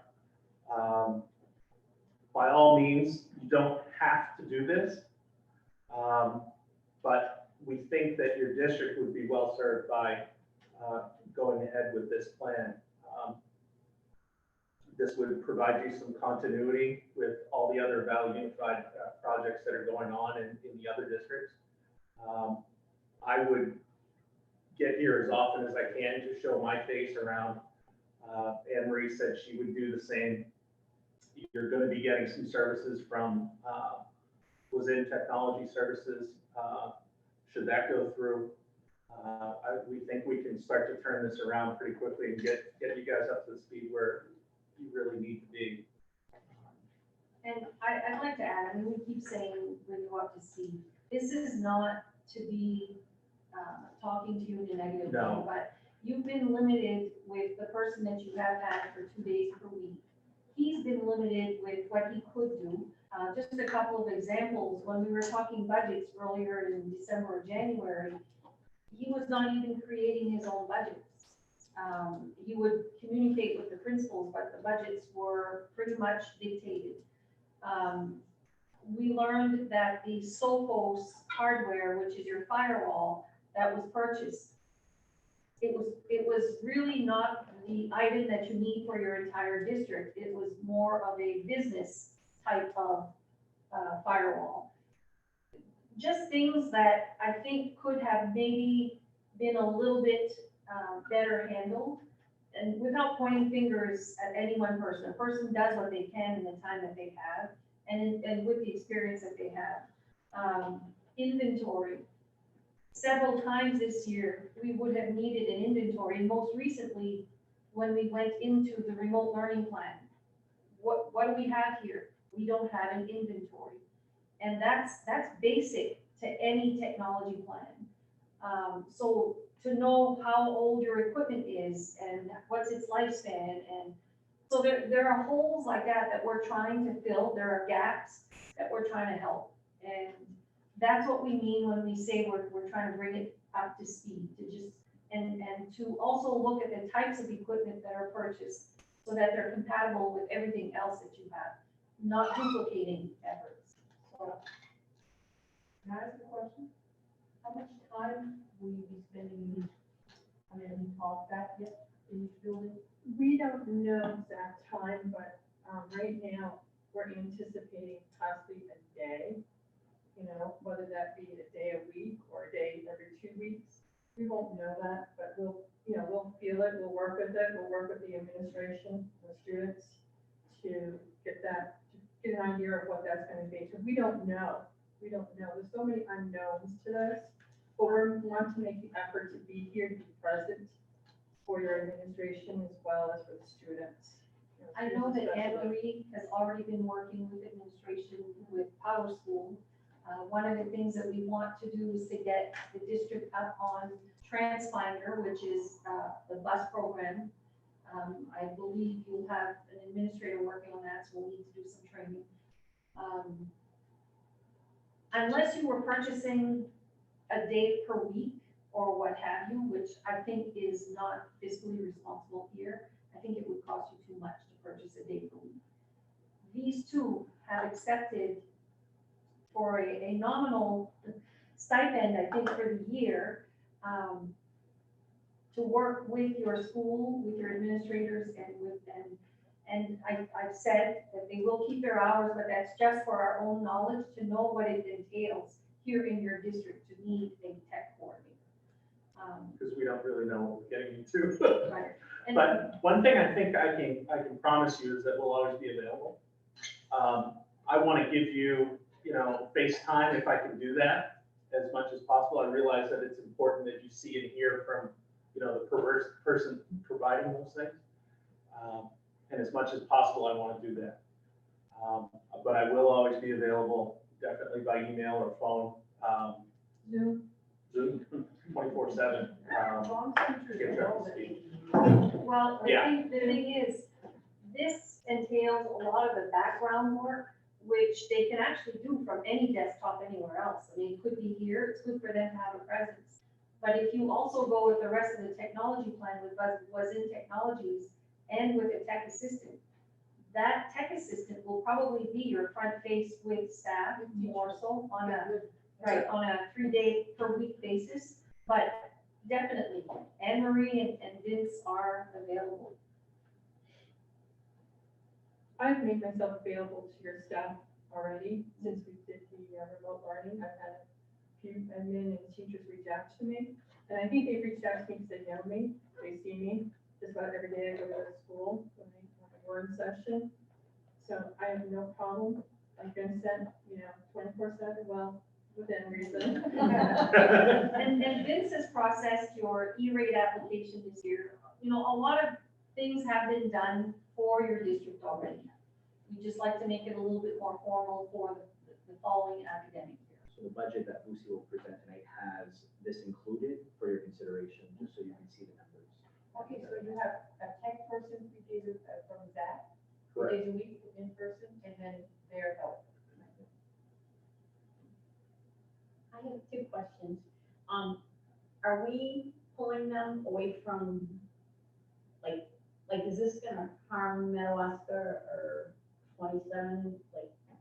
I mean, are we pulling you away from that? Because that's kind of what we had. We were pulling him away from Van Buren, right? We've had major discussions on this, and if they were dedicating a full day here per week, for example, I don't think we could do without Vince for a day per week. But can we do without Vince? I mean, Vince already works till 7 or 8, at night. Can we do, can Vince do a couple of hours here, a couple of hours there? And he will do it on his own time, I know that. One of the differences is with Scott, you were getting a technology coordinator and a technician all in one person for 2 days a week. So he couldn't do technician work because he was doing the TC work. He couldn't do the TC work because he was fixing computers. Okay. He couldn't do both. Now you have a contract for tech work. I mean, that doesn't involve that. They're not gonna be fixing computers. I mean, unless somebody goes and, can you fix it? They will, but I mean, that's not gonna be their primary role. We won't refuse people. Well, No, we won't. and you know what, I think after first semester, we should come back and report to the board to see how's it going, what's been done, what time is it taking. There are a lot of unknowns, and I really like the plan that they put together because it does separate the functions, and if we look into the future, that may help us out. It's a good trial. And, you two will oversee Zach was in technology, right? So, it was asked of us to come up with procedures, and I'm working on procedures because I've been working with Zach for 4 years, doing that now. And, the way it's probably gonna work is we'll meet with Zach on a regular basis, whether, probably in the beginning, it'll probably be almost like once a week or once every 2 weeks, and then it may go down to once a month. But we'll have an idea of what needs to be done in the building and what kind of training this young man's gonna need. His name is Sean. And then we will move with Zach and say, okay, this is what needs to be done. Zach will then relay that to the young man. And we will still oversee, but it will basically be Zach's employee, asking him to do what we want him to do. But you'll set forth the priorities as far as Yes, projects. and- yes, definitely. Yes, That's we will good. be the one, yes. There is one thing too that will change, and now that Zach's involved, and that's gonna help too. I discovered, they already knew, but I'm new to this role too, but the hub for SAD 33 was actually at Wisdom. Right. And Vince, can you talk about how that's going to be changing and come here and what it involves? Yeah, one of the things that we found was that there were complaints in this building that, hey, the internet's really slow. Kevin, was it slow?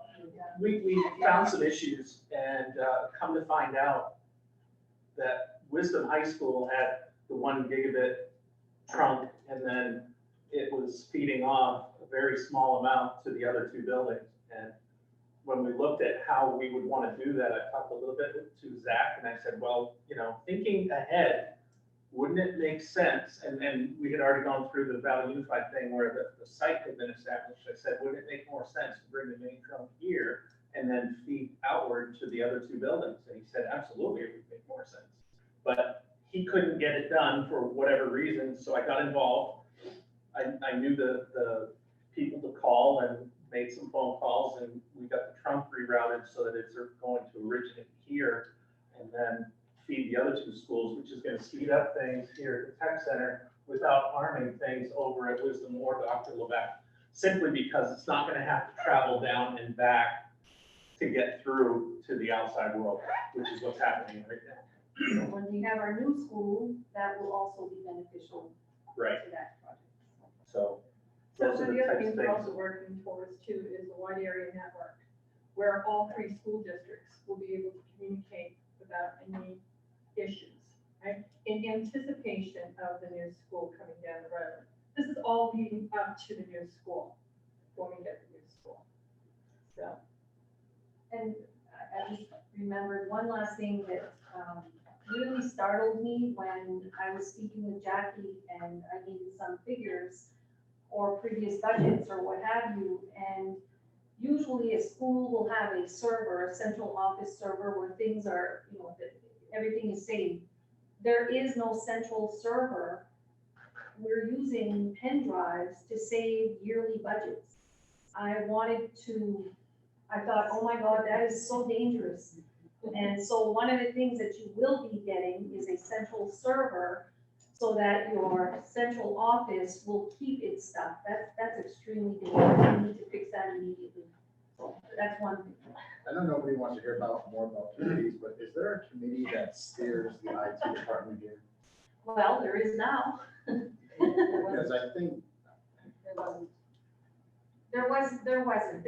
And so when, you know what, we're not trying to be negative, but we have discovered some things and we're, you know, without pointing fingers, because you were limited in staffing, we're trying to fix those issues.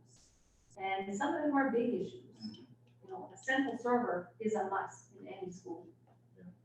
And now with the remote learning / hybrid, technology is gonna be the center focus of everything that we do. and your cell phone's not reading the right lines, it doesn't help. So I hope that, if you have other questions later too, you'll see it when the budget is presented, but that's one of the areas that we've been working on. Just a final thing on technology has to do with your phone lines.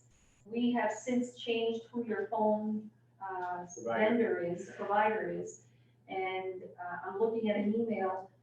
For example, you will be credited close to $450 for the last line. We've slashed your prices for your phone service, just because we investigated it, and this is Paul Chassis who does the VoIP in our school, and so when we're finding things, we fix them if we can, if they make sense, we're doing it, but do we have a technology committee? Vince, Ben, Lucy, myself, and Marie Paul, we've been doing what we can to move forward, but we've been involved. Josh is Absolutely. Yeah. we've just been accepted to the board. And by the way, you're chairperson too. You know, Josh, there are times that, you know, you just had to be quiet. Whatever. I'll sit on it if I have to. But yeah, I find it strange that there was a lot of things missing like that. I don't think technology was a priority in previous administration. Just saying. Just a question. So we are pulling Vincent and Anne Marie together as a resource for a technology director position. Because there is a need, and then we're going to reevaluate at the end of the first quarter. I guess I'm trying to compartmentalize what are you trying to give us justification that we need a technology director? Because technology is not going away, and you've just given us a laundry list of technology opportunities for this district. So are you gonna come back at that first semester and say, you know, it really is a lot, these are all the hours, we've been, you know, making a lot of progress, but it's just too much for us at this point in time? Is that where we're going with this? Or are you looking at this long term? I'm looking for, you know, sustainability, longevity of, can you guys do this? I find that often our really good assets are the people that are willing to jump in and do the work. But then at one point, job. You do, because you're willing, that's great, so we thank you for that, but ultimately, at the end of the day, technology is not going away, and that we still need to. Well, technology is not going away, but the way I'm looking at this, and the way I'm approaching this is, we just lost 3 schools. St. Francis, Wildcrest, and Eagle Eye, okay? I oversaw all 5 of those schools. I'm looking at 33 as an additional school to what I already do. It's 200 students on my plate.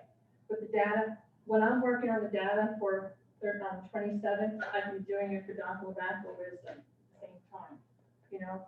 So how much more time that's gonna be, I don't know how much more time it's gonna be. I can only anticipate with my experience with having the other 3 schools, you know, being part of it.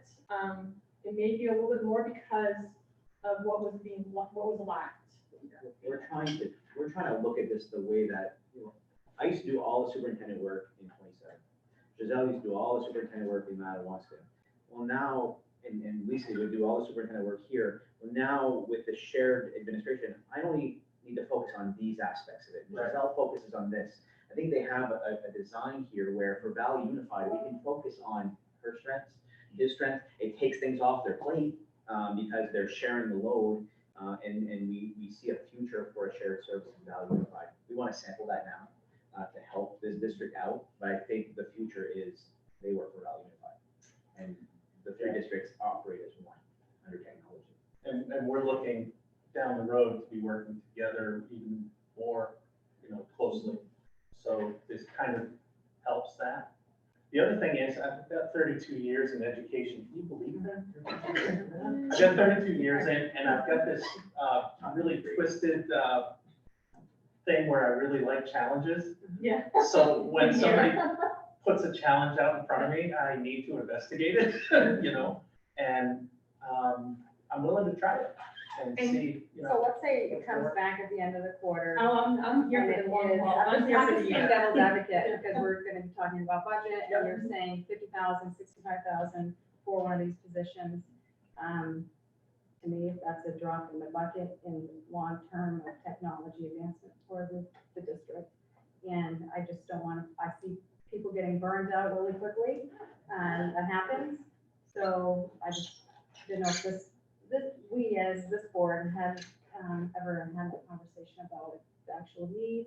We're willing to try it, if you guys are willing to try it. Yeah. I just don't want to be in a situation halfway through the year saying that we need to look at this and. Right. I will tell you, before they offered, Yeah. I had a conversation with Zach that I was going to be your tech director. I was going to be your technology coordinator.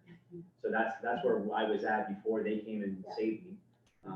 Because that need still, Always think alike, right? that need still exists, so Yeah. I'm thankful. And I think you guys and I, valid concern about, mid-year when we reevaluate, but I don't think Vince and Anne Marie are looking at this as we're gonna change gears mid-year. I think it's just to let you know, to give you an update of what's going on. They've committed to the year as a trial. And I think if at the end of the year, if it's worked well, then let's continue and make some type of arrangement. If it hasn't, then let's reevaluate, but they've committed to a year. And I think it'll take that time to get, for example, the master schedule on Power School, to bring things up, that the attendance to be the same as the other 2 schools, the codes, The attendance So- records. a lot of that is gonna be difficult in the first year, but in the second year, it should get better.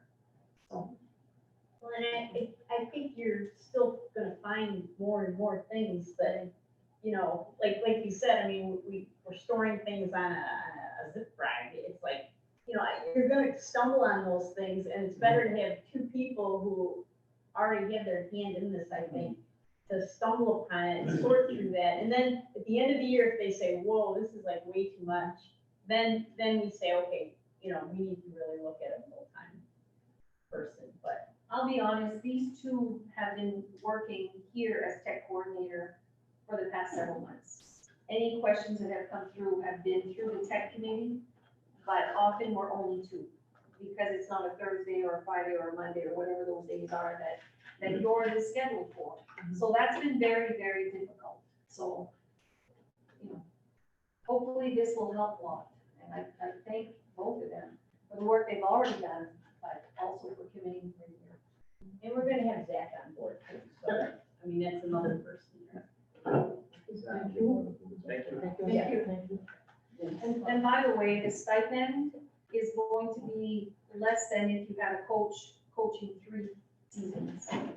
So, and they're gonna be doing this for a year, so. Thank you. Okay, we'll continue, new business items for information then. Retirements, For retirements, we have none. resignation. Resignations, we do have a resignation of an ed tech here at the tech center. I believe you should have had a letter from Tessie Sirwa in your packet. Tessie did have a conversation with me before making this decision that she really wanted to just finish out her career with elementary kids. No offense to the middle high school kids in the building, but has a love for elementary kids, so this was an opportunity to do that. Okay, so we'll need a motion to approve the resignation of Texas Silva. Josh and Rob. Okay, any questions? We'll vote in favor of accepting Tessie's resignation. All in favor? And we have posted the position. Okay. Transfers No transfers? and new hires. New hire, you should have a letter from me recommending, if you remember, we had this conversation last meeting about trying to grow some administration from within. We talked about the potential for a special ed director / teaching position. We posted it in-house. I think that hour that I posted, I had a letter come through from Deidre that this is exactly what she wanted. It was the only letter that we received, so we didn't have to go through a competitive process.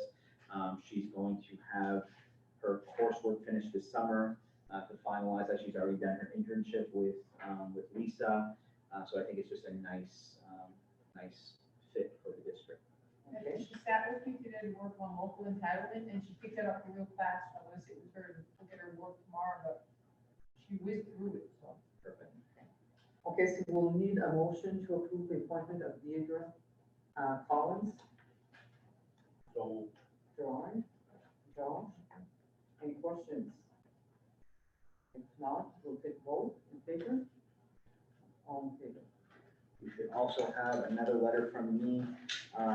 Again, we posted the athletic director position and received a call actually from Scott Pelletier, who was very interested, wanted to talk through a few things, and got his letter later that day.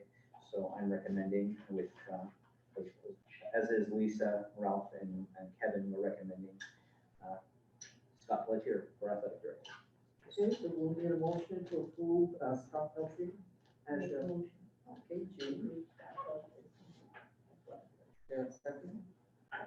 Josh? Oh. Lena? Okay. Any questions? Okay, we'll vote in favor.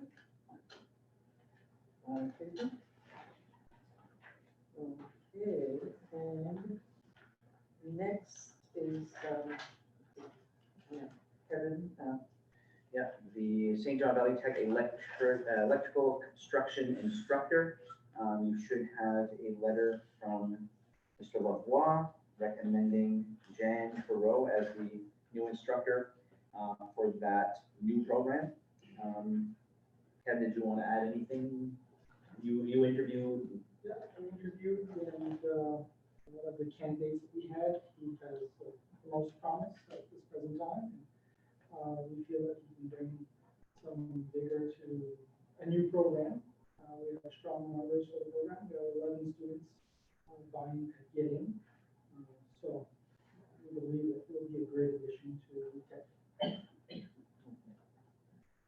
so we'll need a motion to approve Jan Thoreau as the new electrical construction instructor. I think we accept Jen as a electrical instructor, Jen Barrow. Okay, is there a second? Second. You see? Can I just ask one question? As far as like certification and She's a comment. He is an 18-year veteran in the electrical field. He has his master electrical license. He has other certifiable licenses, which he will not do instructing, let's say plumbing and heating, but he's got 6 other state certifications that run under plumbing, heating, HVAC, et cetera, which augment my building construction program. Because building construction looks at all facets of the building. So that's something that we can tap into as we move forward into his endeavor as a teacher.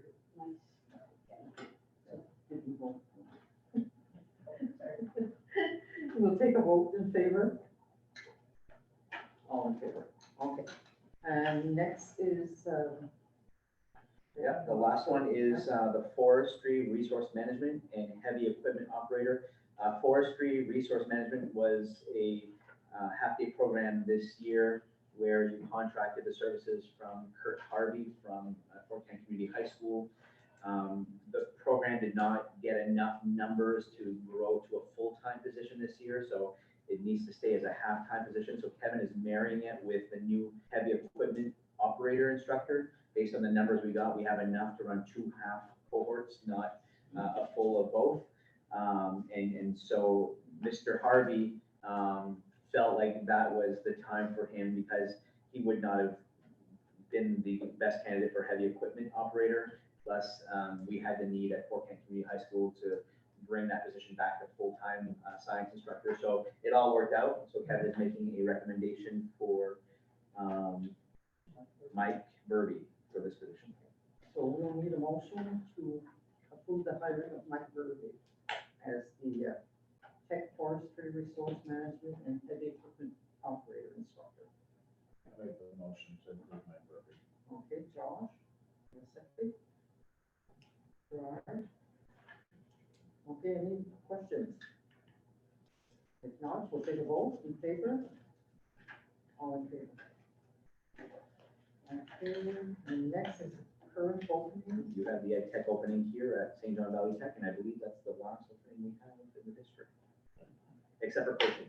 And if you know any coaches, please send them our way. Okay, next is the recommendation for coaching positions, and which you have in your packet. You'll see all the vacancies for our soccer coaching. On the back side of that, you can see the positions that currently have coaches, your basketball, volleyball, and baseball, softball. So we need a motion to approve the list of coaches for 2020 and 21. Okay, Gerard and Jean. Are there any questions? If not, we'll take a vote in favor. All in favor. Okay, next is a Title IX coordinator. Annually, you should be recommending the renewal of a Title IX coordinator. I learned that it was me this year. That's great. That's the one. But in Deidre's new position as special ed director, I spoke with her about adding this to part of her responsibilities, which she accepted. So I'm recommending Deidre Collin as the Title IX coordinator for the district. Okay, we'll need a motion to approve the appointment of Deidre Collins. Elena, there's a second. Gerard? Any questions? None? In favor?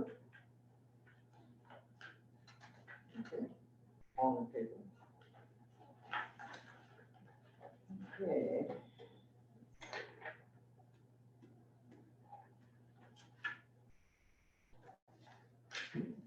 Okay, we've done the school calendar and harvest break, so we'll move on to the school budget. Yeah, so this is just a formality at the end of one budget cycle. We asked the board to consider the flexibility of transferring no more than 5% of the budget between cost centers to balance the budget. So we're talking about the current budget allowing the flexibility of 5% of movement between the cost centers. Okay, so we'll need a motion to approve the transfer of no more than 5% of the current budget between cost centers. Gerard, is there a second? Casey? Any questions? If not, we'll vote in favor. All in favor. Okay, budget vote done. Lucy. Then will it matter to the cameras if you turn on lights or?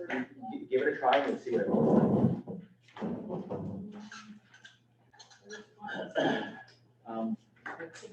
Doesn't matter. It'll follow you.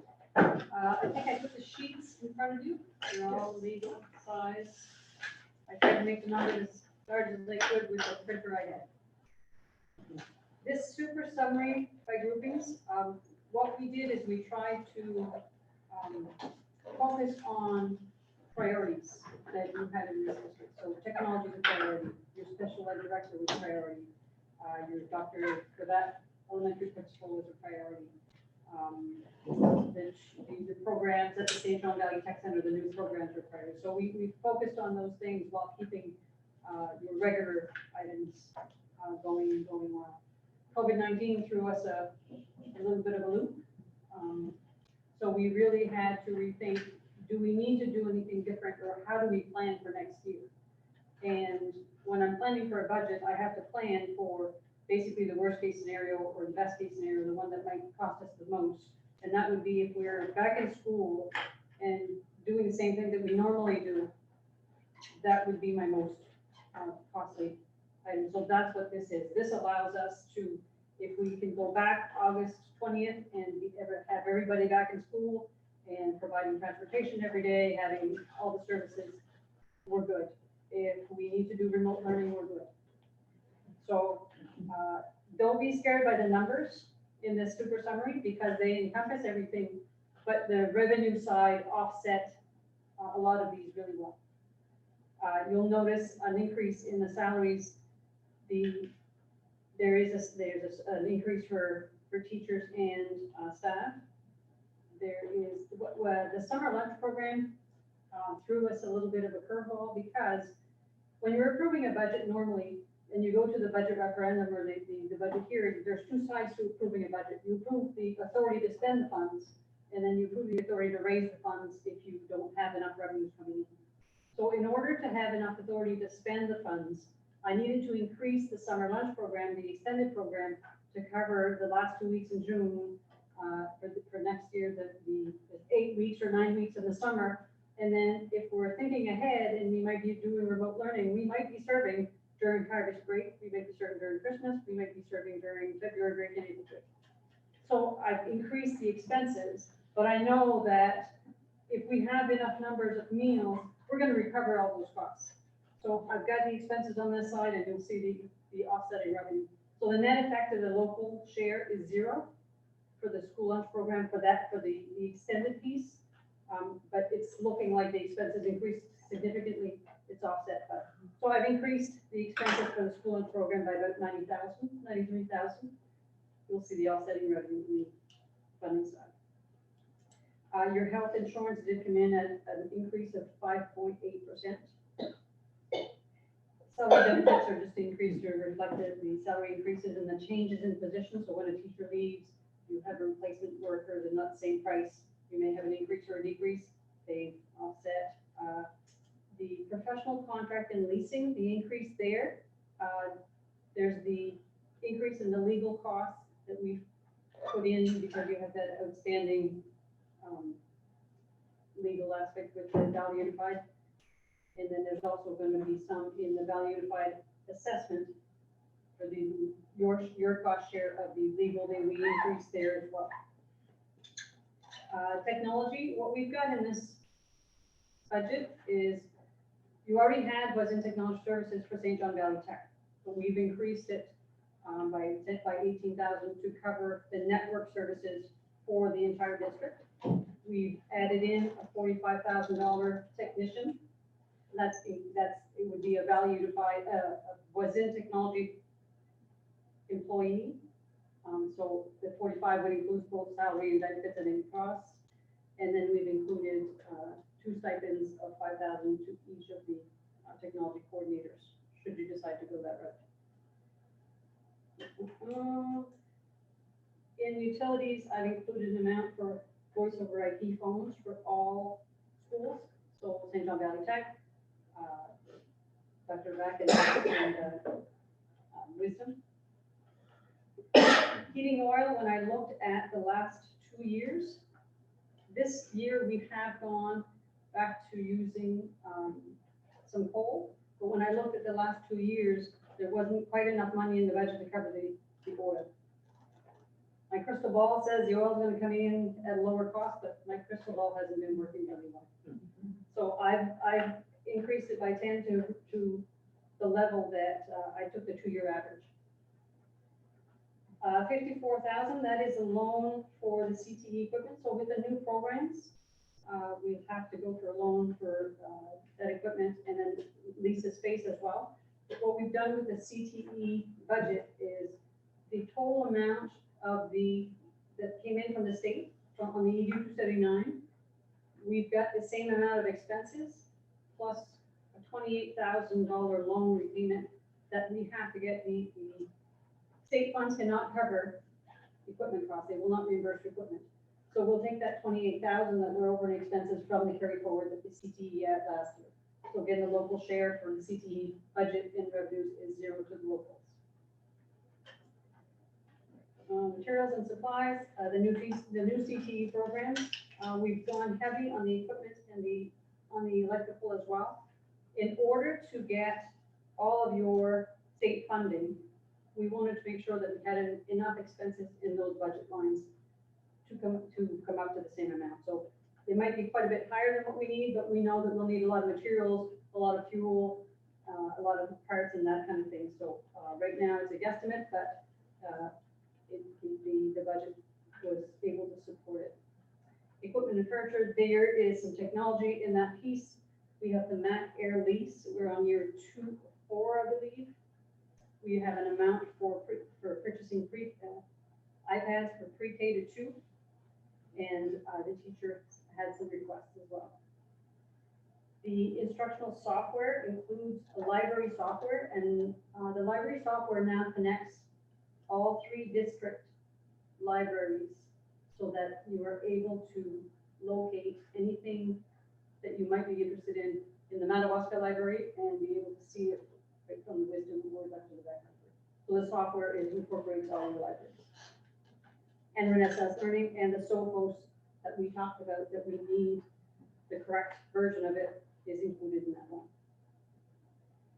Dues, miscellaneous, and transportation, I increased some of the costs there for registrations and dues. That's for either workshops or there's some student trips that may happen. When I looked at the last couple of years of level, that line needed to be increased a bit. Your student contract is just like an audio, we kept pretty much at the same level. Equipment repair, that's your technology, laptops, what your students have in hand or what the teachers have in the classroom. Repair and maintenance buildings and buses. We have a project in there for lighting retrofit at St. John Valley Tech and window caulking and the voice over IP for the tech center. Conference, workshops, and professional development. We've actually minimized the amount of travel downstate that used to happen for professional development or courses. We did leave some in there. There were quite a few requests for teacher tuition reimbursement for courses they're taking. And then we've left some district PD as well that would be fairly local or that could be done online. And the 52,000 is extra food and supplies for the extended lunch program. That's part of the 93,000 I mentioned. And in this budget right now, there are still 2 buses, although currently you have approval for 1. So that's one, keep that in mind in the discussion that we're going to have on the last page. So that same type of information is provided to you in a little bit more detail on the next summary by programs within cost centers. That you're going to find on the right-hand side a lot of the same information I just provided. So I try to focus on the items that were increased by a bit and what the primary increase was in that line. It may not be the only increase, but it could be It was the item or items that caused the most, or change. In some instances, it was a movement of, like, for example, the curriculum coordinator. Where it was coded last year, I felt that it belongs, say, under regular instruction.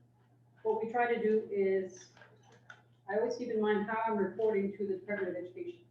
And the Department of Education tells us that the first 4 cost centers, the first 3 costs should be your primary cost centers. So anything that I can charge that is related to regular instruction, I will charge there. So I moved it from the student support area of the budget up to regular instruction. You'll see there is a stipend for the gifted and talented coordinator. Our previous coordinator retires. However, she's willing to come back and act as the coordinator for gifted and talented, and that's Lisa. And that, if you go down, there is a stipend for the special ed director in this budget, for Deidre. I've got a stipend of about, I think it's about 4,500. It's an increase in her number of days that are per diem. And then I've also got some expenses in there in the event that she needs something to set up an office, where Lisa wore several hats. She had one office. By dividing these, she might need some materials that she currently doesn't have. And if not, it'll go towards the other areas in the special ed. Not much different than that in the special ed. Now, the CTE program, you'll see an increase there of 236. Overall, there's an increase, but there was an increase in the funding side as well. If you remember, the CTE was funded at one level at the beginning of 1920, and then the ED 279 came in a little bit higher. There are funds that are carrying forward. And then this program, Kevin, does it already include funding for the 2 new programs, or is that in the next year? This coming year's budget, and As new programs, reflects the fact that you're gonna have 2 new programs. Correct. Under student staff support, I moved the curriculum coordinator out of that section and brought it to regular instruction. You've got library software in there.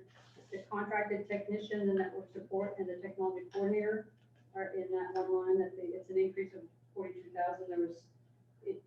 Some of it was already offset by what you were budgeting for Scott. The expense increase, what I didn't factor in, what we don't know yet, is if the E-rate will be approved to offset it. But I would need the permission for the authority to spend anyway. And if E-rate comes in, we'll either transfer what we have in the budget to something else that's priority in the in the technical side, or we'll save those funds and apply them next year. The board of directors line is just the extra legal costs. School administration, we reflect in the new principal, and the SOCOS is your data security software.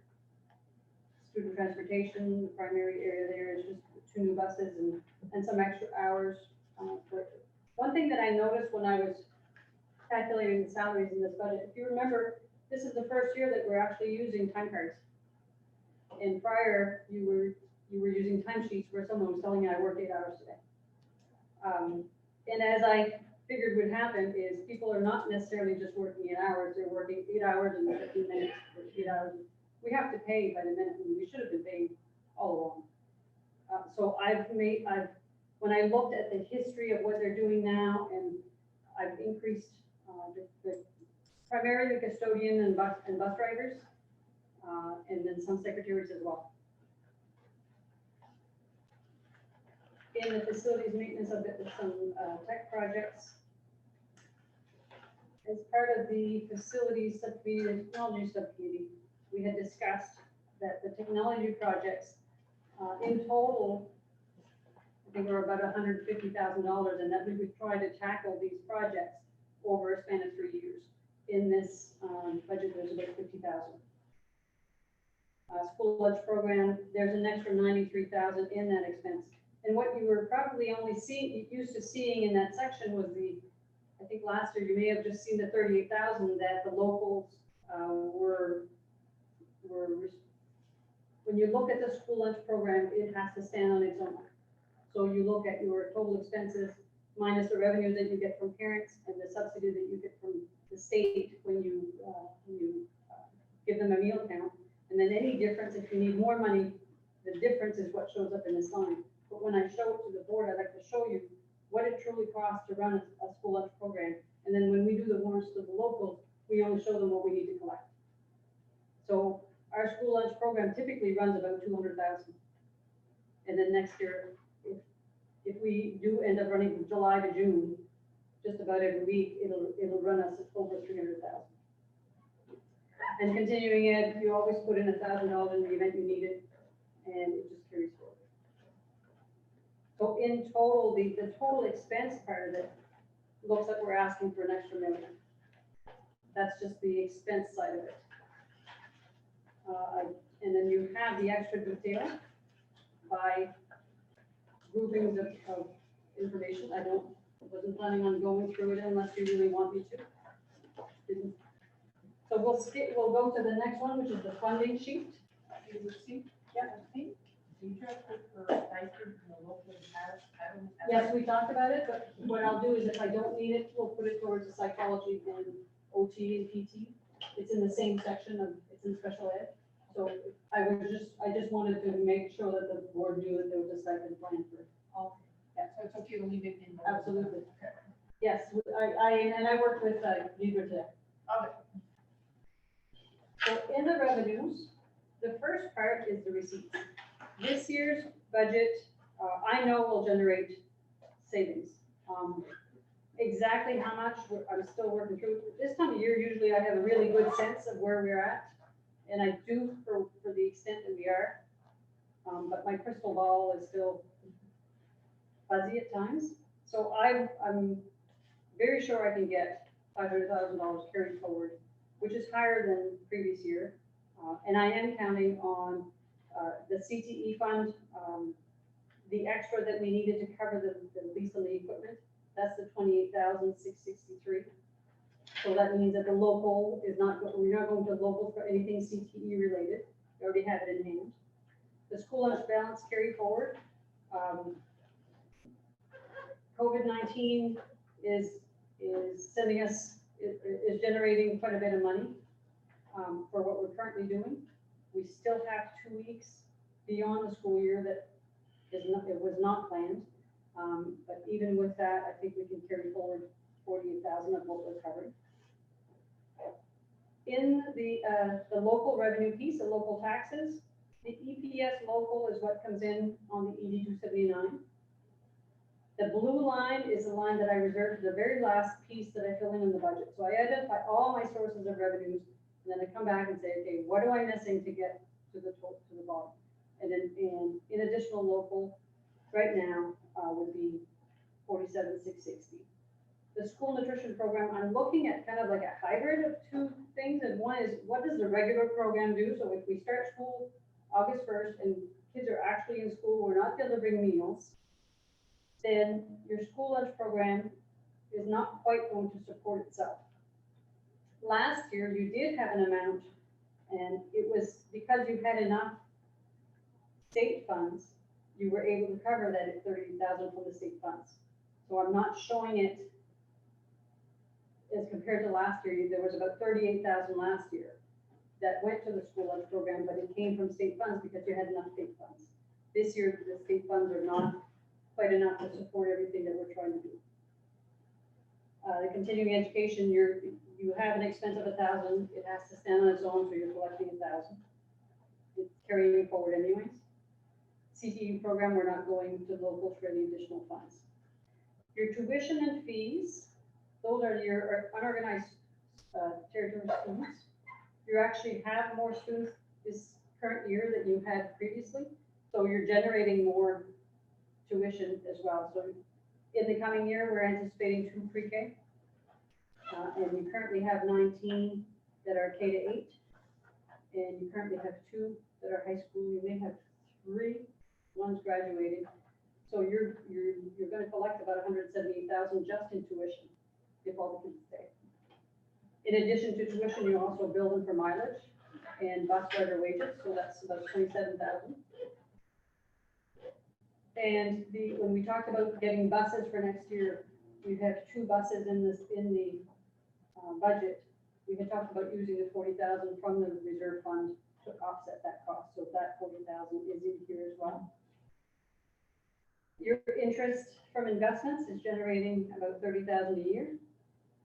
Your food service from parents on a regular basis, so if you're running the regular food service program where all the kids in school and parents pay for their own meals, you're generating about 45,000.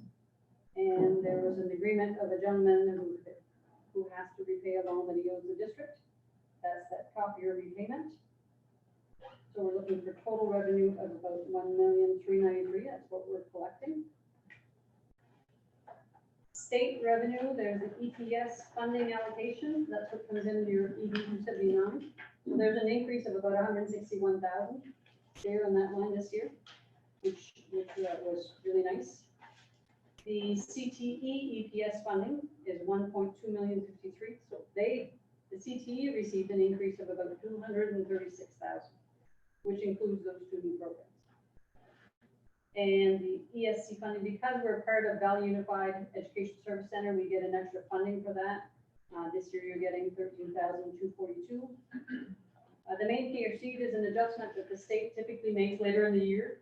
So I don't know what that is, but last year it ended up being a decrease of about 1,600. I don't expect it to be much different. The lunch subsidy for the summer program and the extra weeks is 93,000, offset the expenses completely. And your normal lunch subsidy, including your regular summer program, is about 7,000. And then you have Medicaid reimbursements of about 7,400. So the total $5,075,000 budget is identified in how are we going to collect it. And the state requires that if you identify a budget of 5 million, you have to identify where you're going to find that 5 million. You can't proceed with a deficit, you can't proceed with a surplus from day one. So the last page tells you that if you were to go to the towns with this budget, with everything that we've got in it and the revenues to offset it, you would be going to the towns asking for an extra $82,516. And that would be about a 0.77 mill rate increase. And the mill rate I'm using is based on a 3-year average. It's not the actual that would be in the town. They would base it on the actual valuation for that 1 year. But based on what we have coming from the 8279, it's about a 0.77. That would be an extra 31,800 to Frenchville and an extra 50,700 to St. Agatha.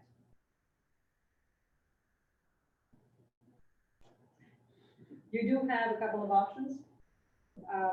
One is because we only have 1 bus approval. If you're going to purchase a bus, you should purchase it with, unless you're going to pay for it completely yourself and not worry about getting any reimbursements from the state.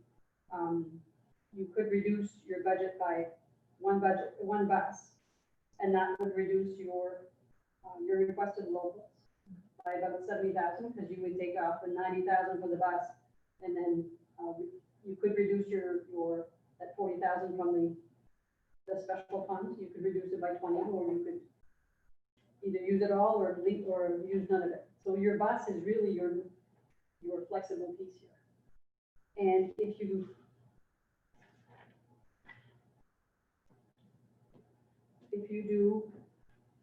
reduce one bus, if you reduce it by 1 bus and you use no reserve funds, your request of the locals would go down to 32,500, a 0.35 mil increase. And if you do reduce 1 bus, but take 20,000 from the reserve, you would reduce your requested locals to 12,500, and it would all come out of St. Agatha, because their valuations kind of moved amongst themselves here. Frenchville would have no increase.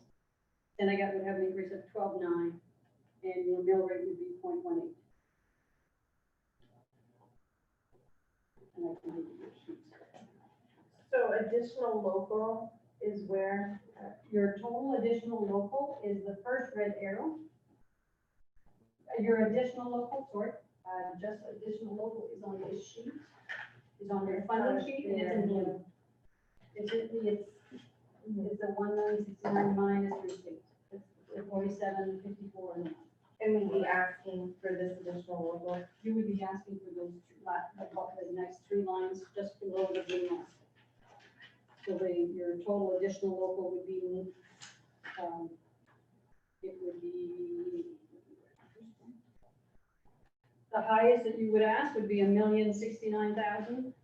And then you could go as far down as just 1 million. So we're looking at an 8.4% increase is what you're. Would be that, yeah, that would be your highest. That you would do. If we did one bus, 20 in the reserve. One bus and 20 in the reserve, you'd be asking for a 1.3 increase, 1.3% increase instead of the 8.4%. And it would all come from St. Agatha, and then would be a 2.5% increase to St. Agatha. So in the past, when we did additional local, we always took it from our, You can do that as well. Your other reserves, your general reserve. because we haven't, like, we haven't gone to the town for the actual additional local, we took it from our, so, like, in the past, our budgets have increased year to year, but the town didn't pay up the additional local. Yeah, that's your, that's So all. I was just thinking that one. I agree. I think if we go this year and ask for an increase in the mill rate of any kind, they're gonna say, well, this is why we combined. So now we were supposed to be paying less and now we're paying more. I know that's the first thing that's gonna go. Because, we've already heard how this is gonna save us money to have one superintendent and things like that. And we haven't had to raise the mill rate, so. Your cost increases are not coming from those items. Right, but they're not gonna see this, No, I know. they're not gonna understand that. They're just gonna hear mill rate, that's all. Yeah, I understand. When you're considering 1 bus or 2 bus, I'd also like you to know that Jackie updated your bus repairs today, because I asked where we were up to. The last time I spoke with you in January, you were at 26,000, I think at that time, or that was last year's amounts, excuse me. You're currently at $42,000 in bus repairs for this year alone, and 5 of your buses are qualified for applications to the State Department for replacement. I just want you to know that too. If you buy 1 bus this year, that amount will be reimbursed next year, and then you can keep rotating 1 bus every year and use that targeted. If you get back in that cycle, that will be very helpful.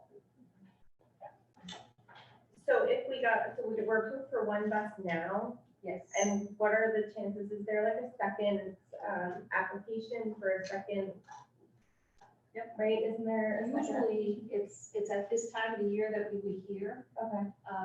I don't know where the state is going actually because of the COVID. Yeah. They may not be able to do it, I'm not sure. Okay. You definitely should consider 1. Yeah. Okay, because if we were to do 2, one of them is not funded back, is that just, Only if you get the approval, yeah, then they're both funded. so if we only got 1 approval, right? If you only got 1 approval, you would not get funded. Yeah, okay, I would, We don't get the funded for the complete bus, I It's think a it was like, we still owe like 20,000 per bus. yeah, You get reimbursed through state share.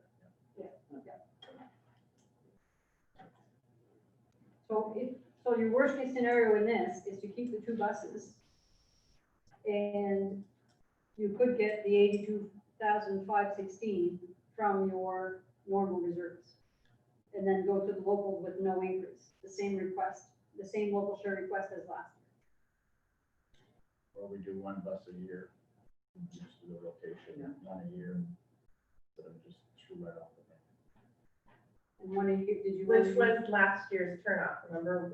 We denied the 2 buses last year because it was 2.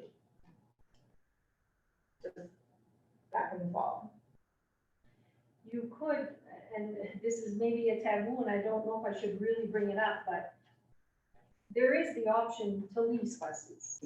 Yeah. If you don't wanna hear that, that's okay, but it has helped other districts in the past. I just want you to know that. We don't wanna do that. We wanna, At least my forerunner. Sounds like you're really bad at here.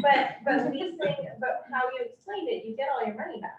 Absolutely. No, we didn't get all of our money. Oh, like, I think it was like $2,000 in, No, Well, there's something. it's the same thing as if you would be reimbursed a full bus, Oh, shit, whatever. except it's in three parts instead of one. Lucy, if you leave the 2 buses in there, how much do you have to go to your fund balance? To make no increase? No increase, we would have to go into the fund balance by 82,500. Oh my God, do you know how much you've gone into the fund balance before to balance the budget? And Overtime. Oh, yeah. yeah, I remember. And that's just for this year. We have not yet addressed the ADA compliance issues. So your lift at Wisdom. And the committee had said, this is something that Yeah. we know we could go to locals for and ask for to go to the reserve fund specifically for that. And then, because Is that in the budget? it's not in the budget, that's, because that's a separate warrant that would stand by itself. Okay. But they do have money set aside for capital improvement. Yes, that's why I'm saying. Yeah. But we haven't settled on negotiations yet either with the teachers, and that's been going back and forth. Yeah, and we'll present what that means in executive session.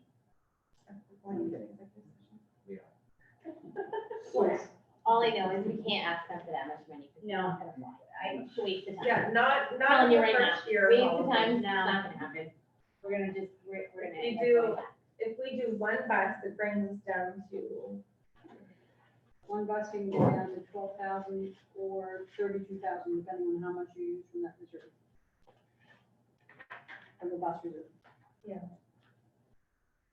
I think that's better. I can just see some of these farmers saying, well, I'd like a new truck, but my truck's 15 years old, so why can't we keep our buses? And you know they're gonna be there because they're not planting. Oh, yeah. I think what's most important for the buses is that we get into a routine of getting one every year. Yeah. And I think we'll find ourselves out of this whole bus ordeal. It'll take you 2 years, but. Right, yeah. And I think your farmers will understand when you explain the costs of maintaining your fleet, the condition of your fleet. I think they'll understand. Because they know that, they go through that with trucks themselves.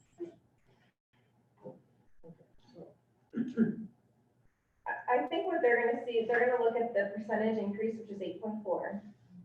Whether we dip into additional local from our fund balance or not, I think. I just think they're anticipating a drop because of the reorganization.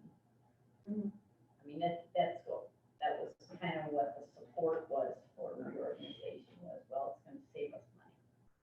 And you are saving money in that aspect, it's just that, it's all the other things. It's Think the about all other the technology And that's here, right, yeah. the buses, those are the things that, That's difficult to get across. Right, like, we get that, yeah. but getting it across to them, And hard you to can show say it's on your blue in the face, but, we've all gained a curriculum coordinator, for example.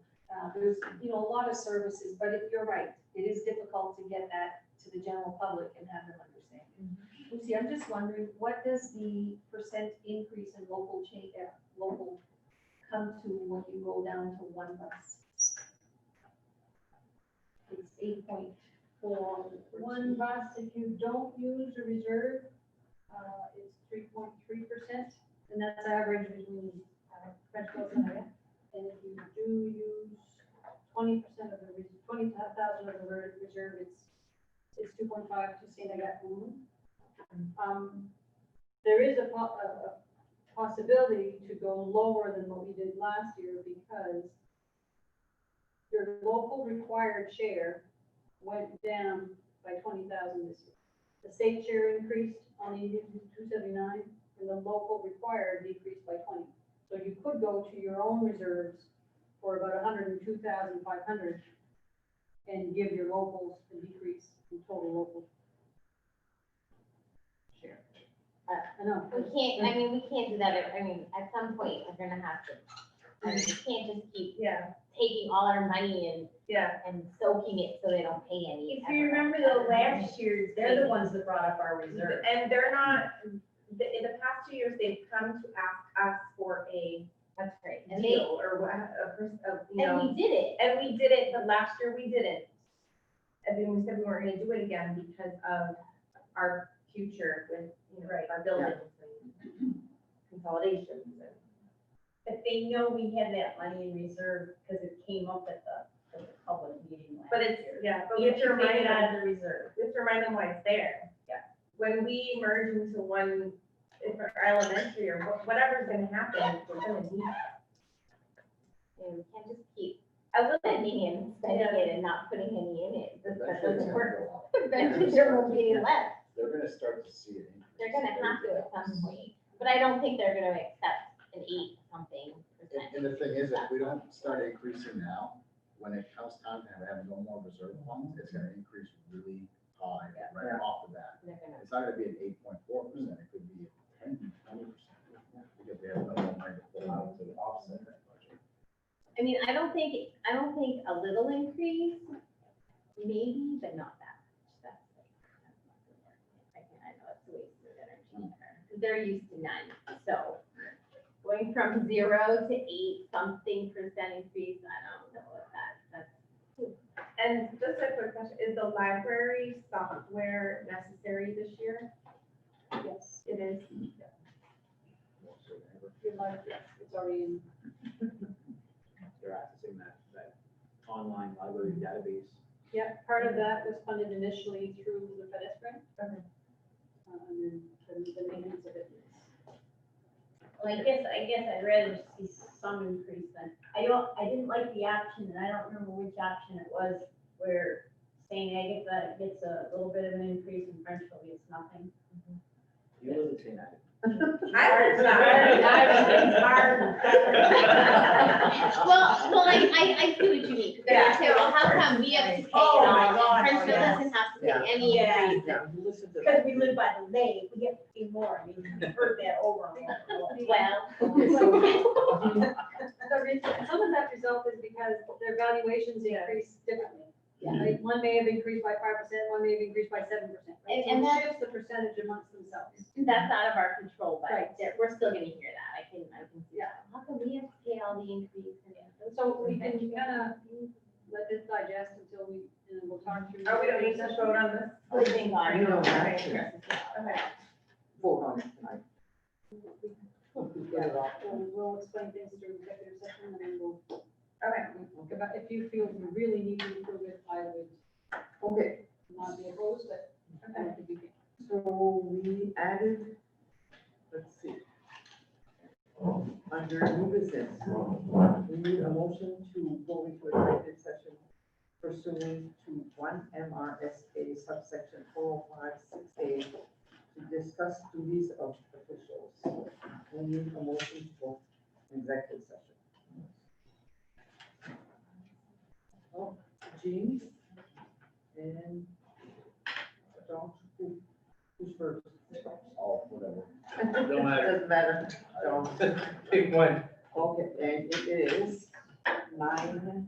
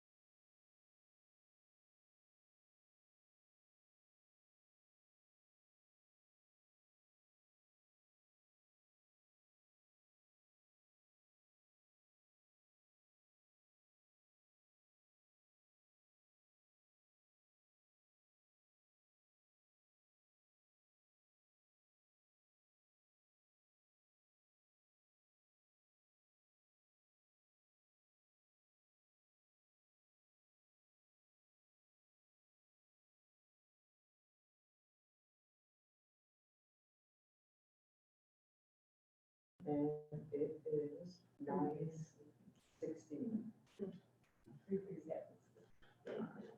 We're gonna have a long meeting like this a long time. Here's one. I remember when they all lasted this long. Oh, yes. We're out of executive session, but we need to go back to executive session. So we need a motion Make a motion to go back into executive session. under 1 MRSA subsection 40560 labor contract discussion. Okay, G. And is there a second? Second. Second, Lena. And this is 9:17.